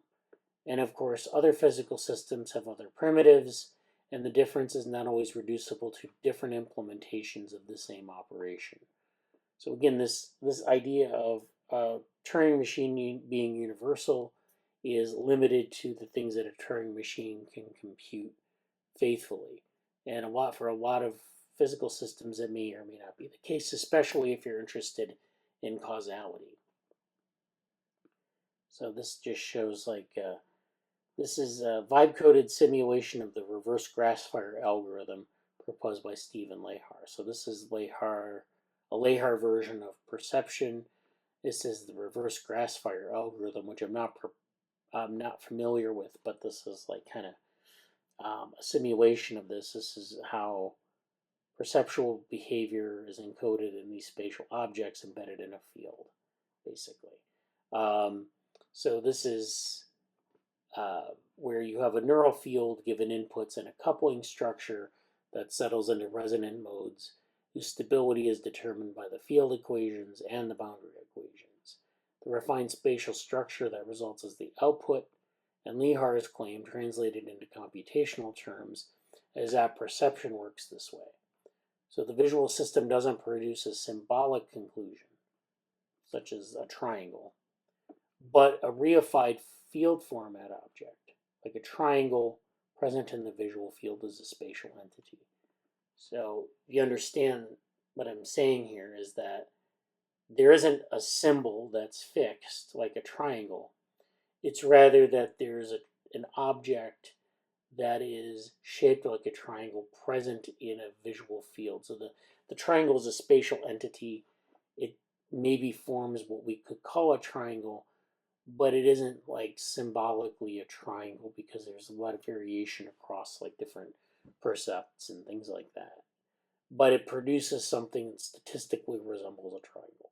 I know that's kind of maybe an exercise in semantics, but there is a difference in terms of how that is computationally represented. So this is an important point, is that sometimes we're dealing with things that we can maybe minimize to symbols, but don't actually behave like the symbols that we kind of fit them into. And then, of course, we're always dealing with a black box problem. So a lot of times when we look at physical systems and we observe them and try to model them, sometimes we have problems understanding the actual causality of things or the actual mechanism of things. So if we look in classical electromagnetism, we might ask the question, what does it really mean for one part of a continuous field to cause another part to take a certain value? So if we remember our field from the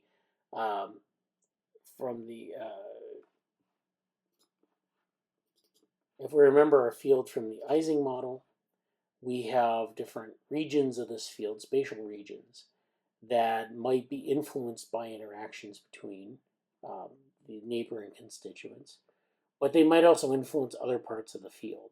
So you have, maybe one part of this field influencing another part of this field. Now, we don't know necessarily what the causal structure of this is. We just know that we might observe, one part of the field maybe change to a upward spin, and then another part of the field changing to an upward spin. And we might say that one part of the field causes another part of the field to take on that state. But of course, as we know from like correlation matrices in connectomes, that's a limited sort of causality. We can associate two things if they're correlated in the same way and say that those things are obviously connected.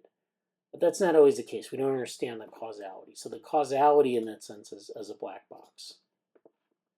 So that's what he points to here as the black box problem, where you really need, if you really want to understand causality, you really need to have an external observer who can observe things at the right granularity and have the right variables available to it.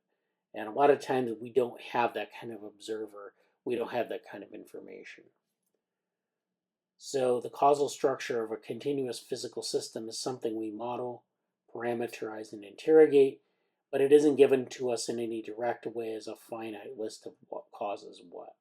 So again, we have a problem with causality, not just in terms of understanding what's inside the box and what the mechanisms are, but do we know what, we don't really have like a parts list of causality. In other words, every interaction that exists in a system, in a field, we don't know what causes what. We don't have the inventory. We only can observe things and then kind of figure out if something is causal or not, and it's not particularly informative. So the risk then is if you replace the pocket with a lookup table that captures its observed behavior on the cases you tested, you remove the actual causal structure and kept only the input-output map. So this is an important thing in a lot of digital computing, is that we often use lookup tables to capture sort of this relationship between things. And that doesn't give us causality, that just gives us a lookup table, a correspondence. And so we keep the input-output map, and a lot of times when we characterize physical systems that we might characterize using a field, we lose a lot of that causality, and we're just left with a set of correspondences. And so this is a problem that I think is overlooked in a lot of our modeling and a lot of the ways in which we use digital computing. So a lot of really interesting things in this article. The final part of this article is where he says the tape is not enough. So the right question to ask of a candidate substrate isn't, is it Turing complete? That's the wrong universality for these purposes. A Turing machine is universal over descriptions, and descriptions are an enormously powerful medium. So when we build a Turing machine, we build this machine that's universal over descriptions. So whatever description we're dealing with, as long as it kind of fits the format of a Turing machine, we can use that to model its output, and that's been an enormously effective thing over time. There's an unreasonable effectiveness, essentially.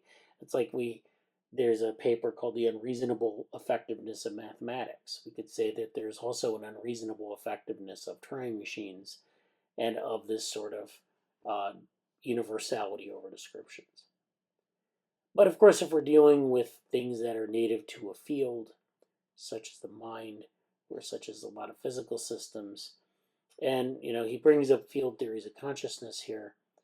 They require something else: the universality over formats, the ability to compose fields, resonances, topological pockets, surfaces, and continuous dynamics as native computational primitives. These are very different from the Turing machine paradigm, where we have a tape that we're reading from a tape serially. And one that's been settled by a famous theorem isn't necessarily the one that matters here. So if you had the whole field, where would you put it?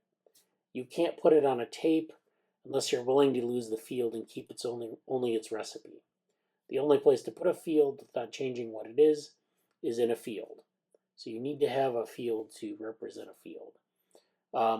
But we just need to have that model. We need to have richer computational models for a lot of the kinds of problems that we're dealing with. And it's maybe digital computers are good enough, but probably not. And so that's kind of he links us to consciousness and, by extension, biological systems. But I also think it's the case that there are a lot of things that a lot of trade-offs we make in deciding what to represent in a model. Like if we're modeling anything, it could be a physical system, it could be a very simple physical system, it could be a social system. We just have to, kind of make those choices and hope for the best. And maybe if we had sort of these native ways to represent things better, like if we started off, say, not with a tape but with a field. So we didn't, have a Turing test, but we had kind of like a Ising test. We might have a better sense of some of these more complex problems. Hold on, I was just about to say something kind of cool, and then I lost. Oh, whatever. I just got this weird message. Anyway, yeah, I just, as you're writing that, I posted some comments on the article. So you can share the screen and see the comments if you refresh the page or not, doesn't matter. But yeah, like I really like this article. It kicks it, and it's nice. I like it because it's cool, but also because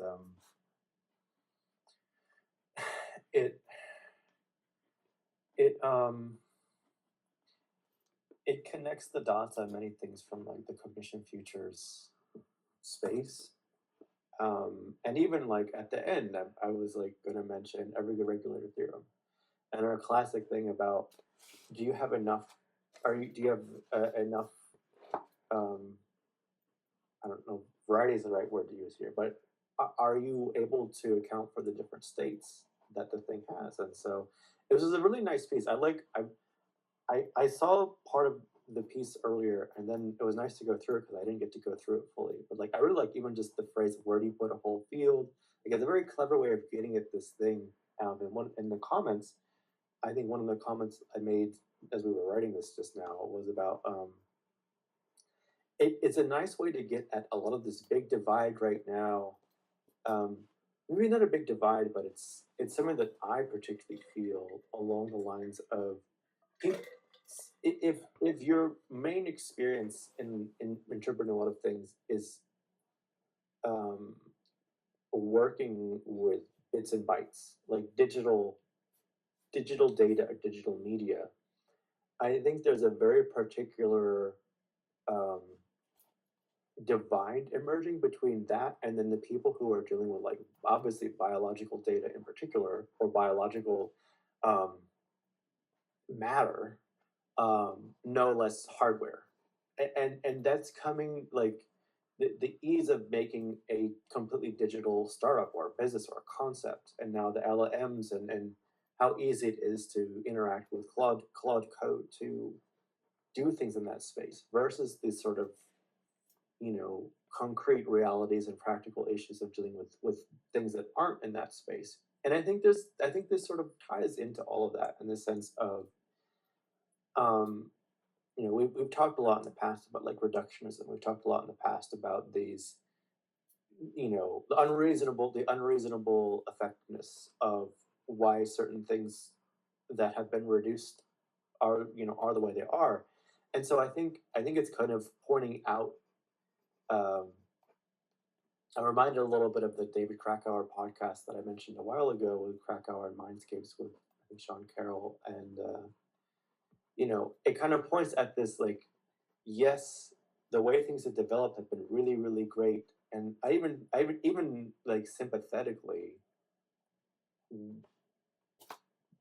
the way the throwing the entire field away to be able to focus on what the Turing machine can do, and being able to just use that process of like the way the observer is, and I like the observer, the head, the way the thing looking at it is stripped down. Like, yes, there's a tremendous amount of things it can do, and it's just offering this sense of, okay, that is one way, and it probably, in many ways, in many like civilization, like almost a Sid Meier's civilization, if you will, like civilization levels development of like, sure, your computing machinery takes the Turing machine archetype as sort of what it's trying to do, and it's like, yes, that may, I would say there's a reason for why it developed that way, because you can because of what you're abstracting out,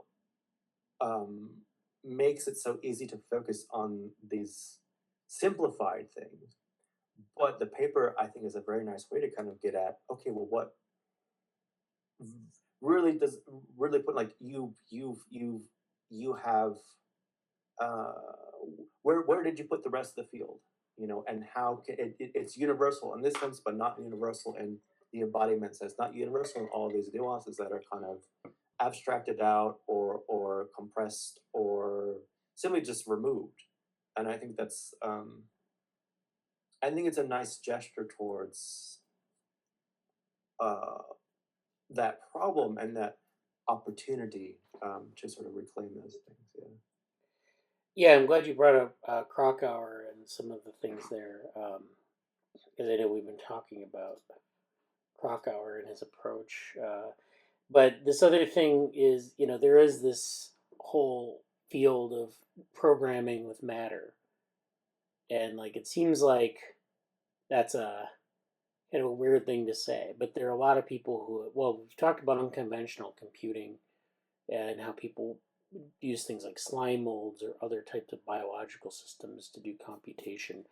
There's this other field of people computing with matter. So they're doing things like using soft active materials like we talked about from the DevoWorm meeting, where you're building these physical fields of particles, and then you're computing those particles or computing their interactions. It's a very different paradigm than digital computing using a Turing or using a Turing model, because you're basically you're dealing with things that aren't totally discrete states. You're dealing with collective behavior. You're dealing with other types of phenomena that are different than what you would encounter in a Turing computer. So this is like, and of course, it's not built like, it's not necessarily digital computation. This overlaps with what we talked about in terms of physical computation. But, and it requires a different kind of characterization of what computation is. So it requires a different type of test. Instead of a Turing test, like I said, you might have an Ising test, which is like, is this interacting system able to, say, maybe produce coherent states, macro states? Is it able to do things like produce emergent phenomena? Is it able to sort of have constituents that can kind of behave autonomously instead of always being influenced by its neighbor? There are a lot of questions there about the field itself and about like parallel behavior of parallel constituents that's important. Because if we do parallel computation, what we're doing essentially is creating a bunch of threads or throwing a job to different processors, and those things are all just kind of happening in parallel. So we just have Turing machines that are just kind of running in parallel. And then those things are then assembled at the end of the job, and then we have our parallel computing paradigm. And that's basically the way we do parallel computing. But like, imagine if you had everything in one place. They weren't like kind of in parallel in the sense of being run separately, but they were all interacting over the course of the job. And then you have these things that emerge through the process of running a job. that then are unique. You can't do that by dividing up a job and putting it on different threads or in different processors.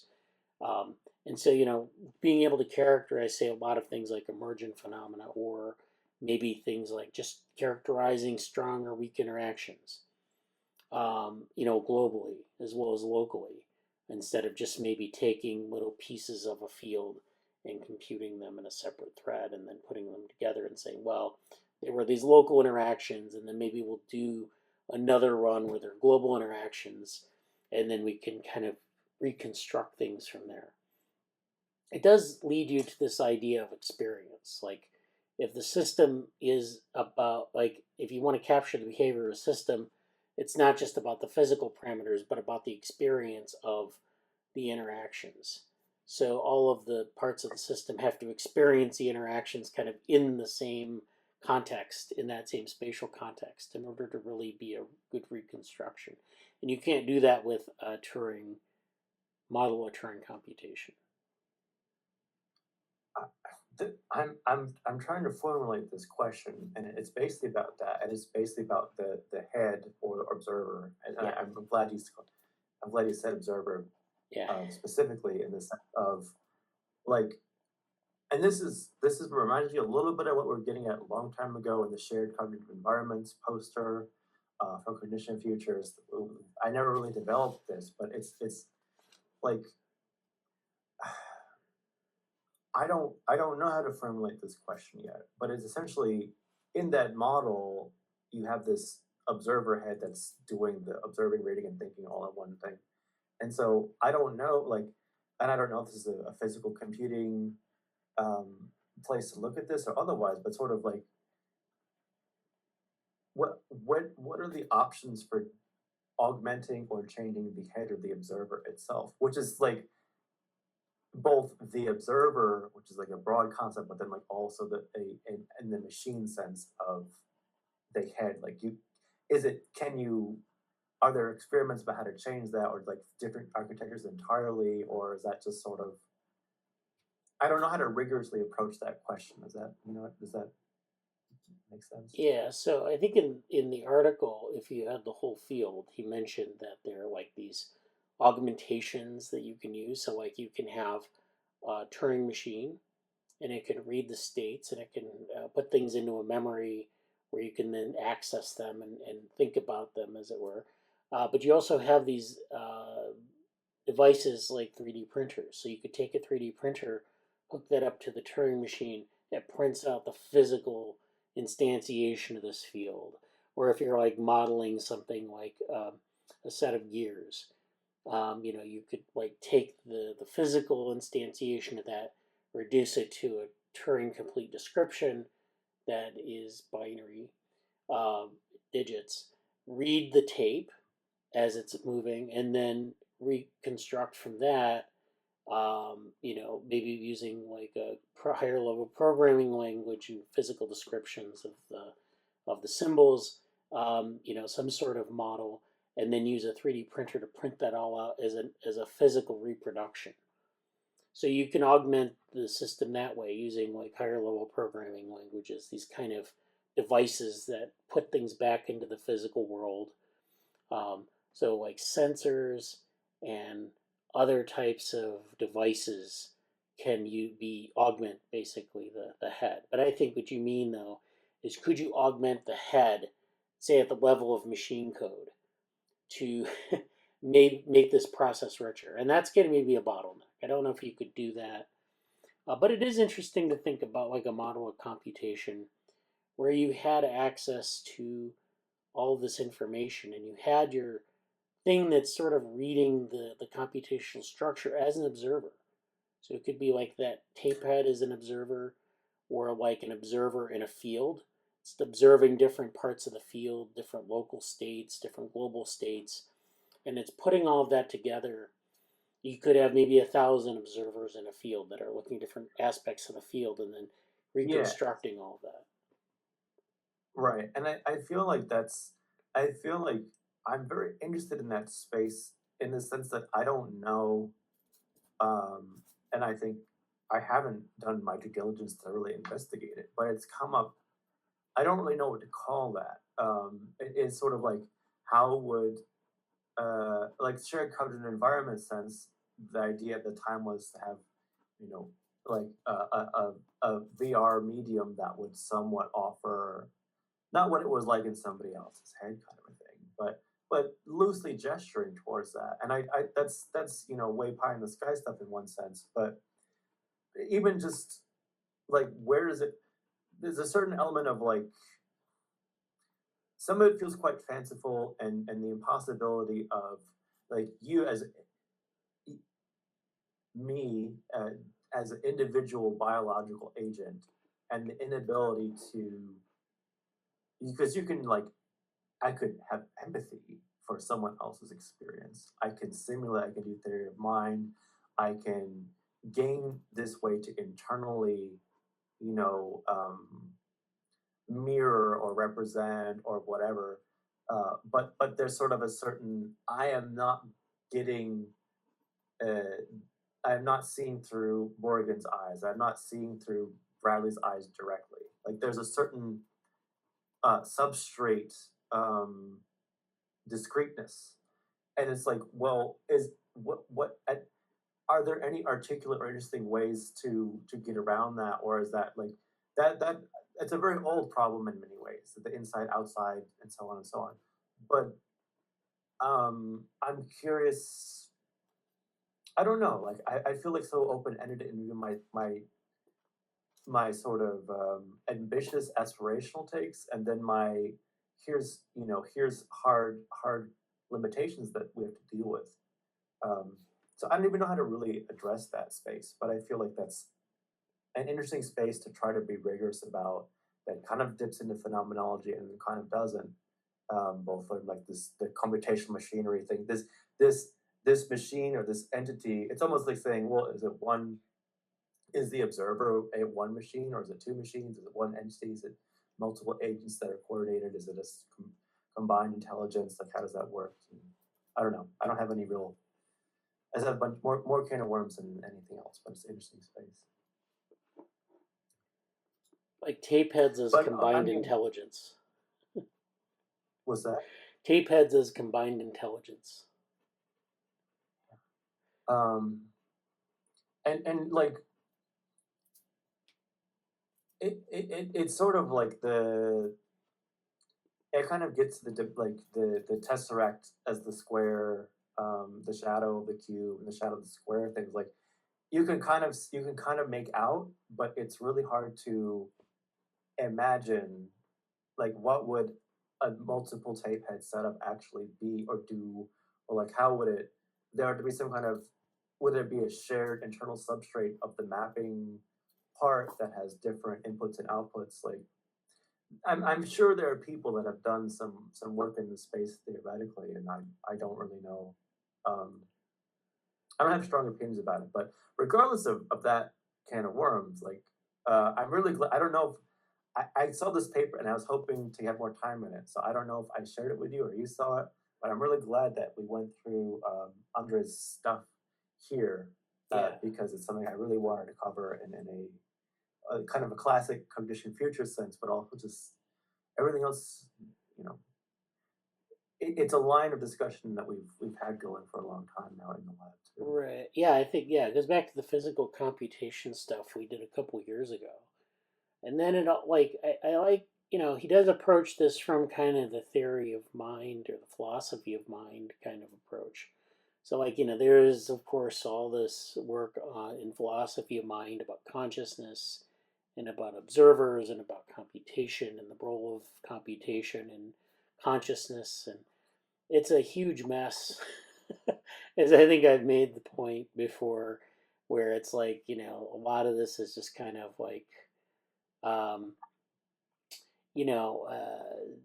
theorizing without very much experimental rigor or computational rigor even.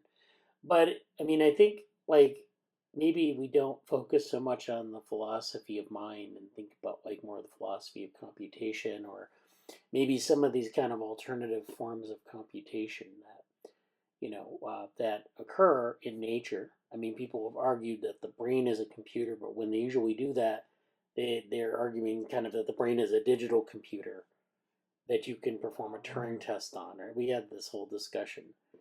But then, maybe. Oh, go ahead. I'm sorry. Oh. I have to finish the paper on your mind is a blank. Oh, yeah, Because I keep referencing that paper all the time in my mind, and I keep referencing this, and like Elon Barinholtz is all about LLMs and what LLM means and reveal about how we think about X, Y, Z. Like that's great, and then you have it comes up so often, and it's like I have to get wade through things to get it just pre-print out so I can do it. So I don't know.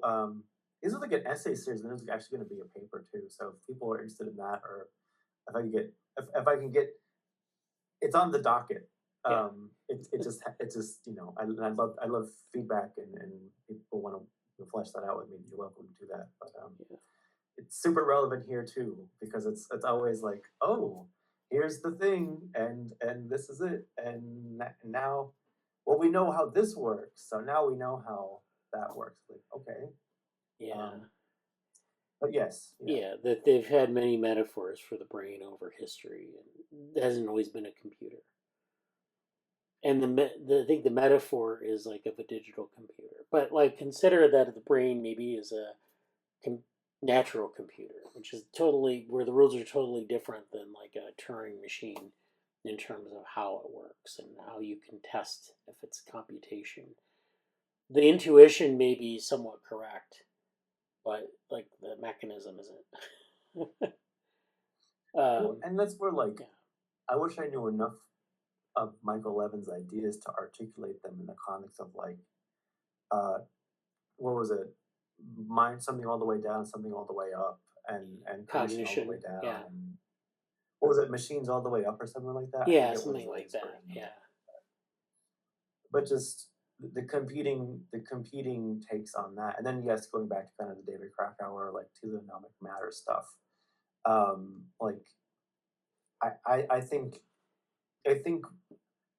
I think one of the in the ultimate view, I would speculate.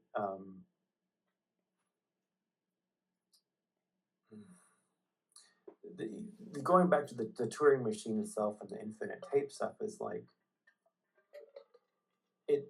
there's a reason why, like, as much as I'm kind of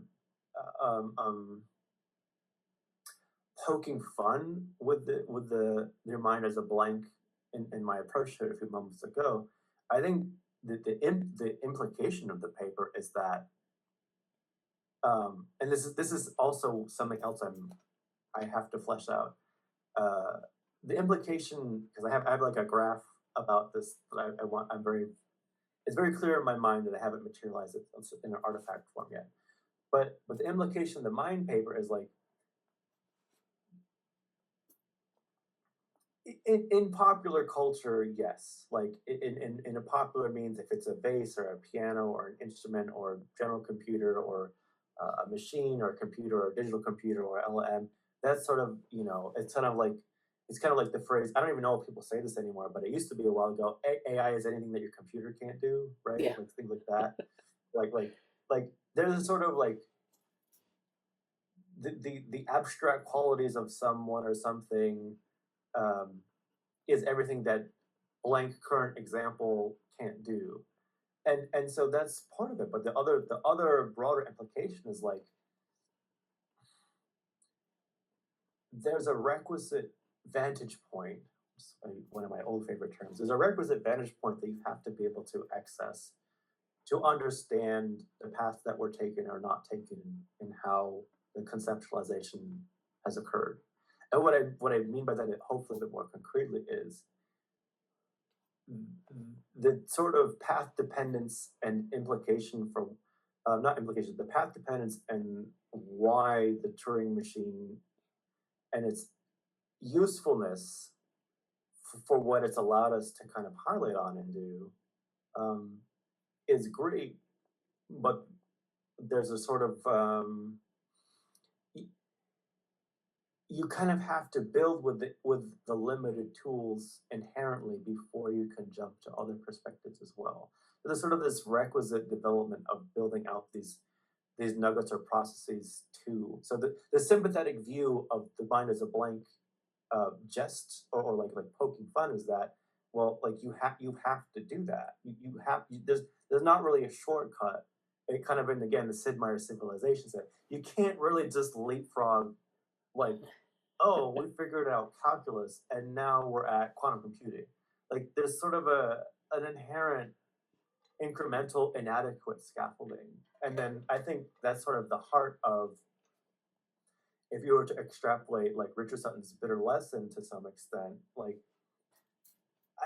that's a very specific commentary on like computational stuff, but in it to very to take gigantic liberties and borrow some of the spirit of it right now, I'd say like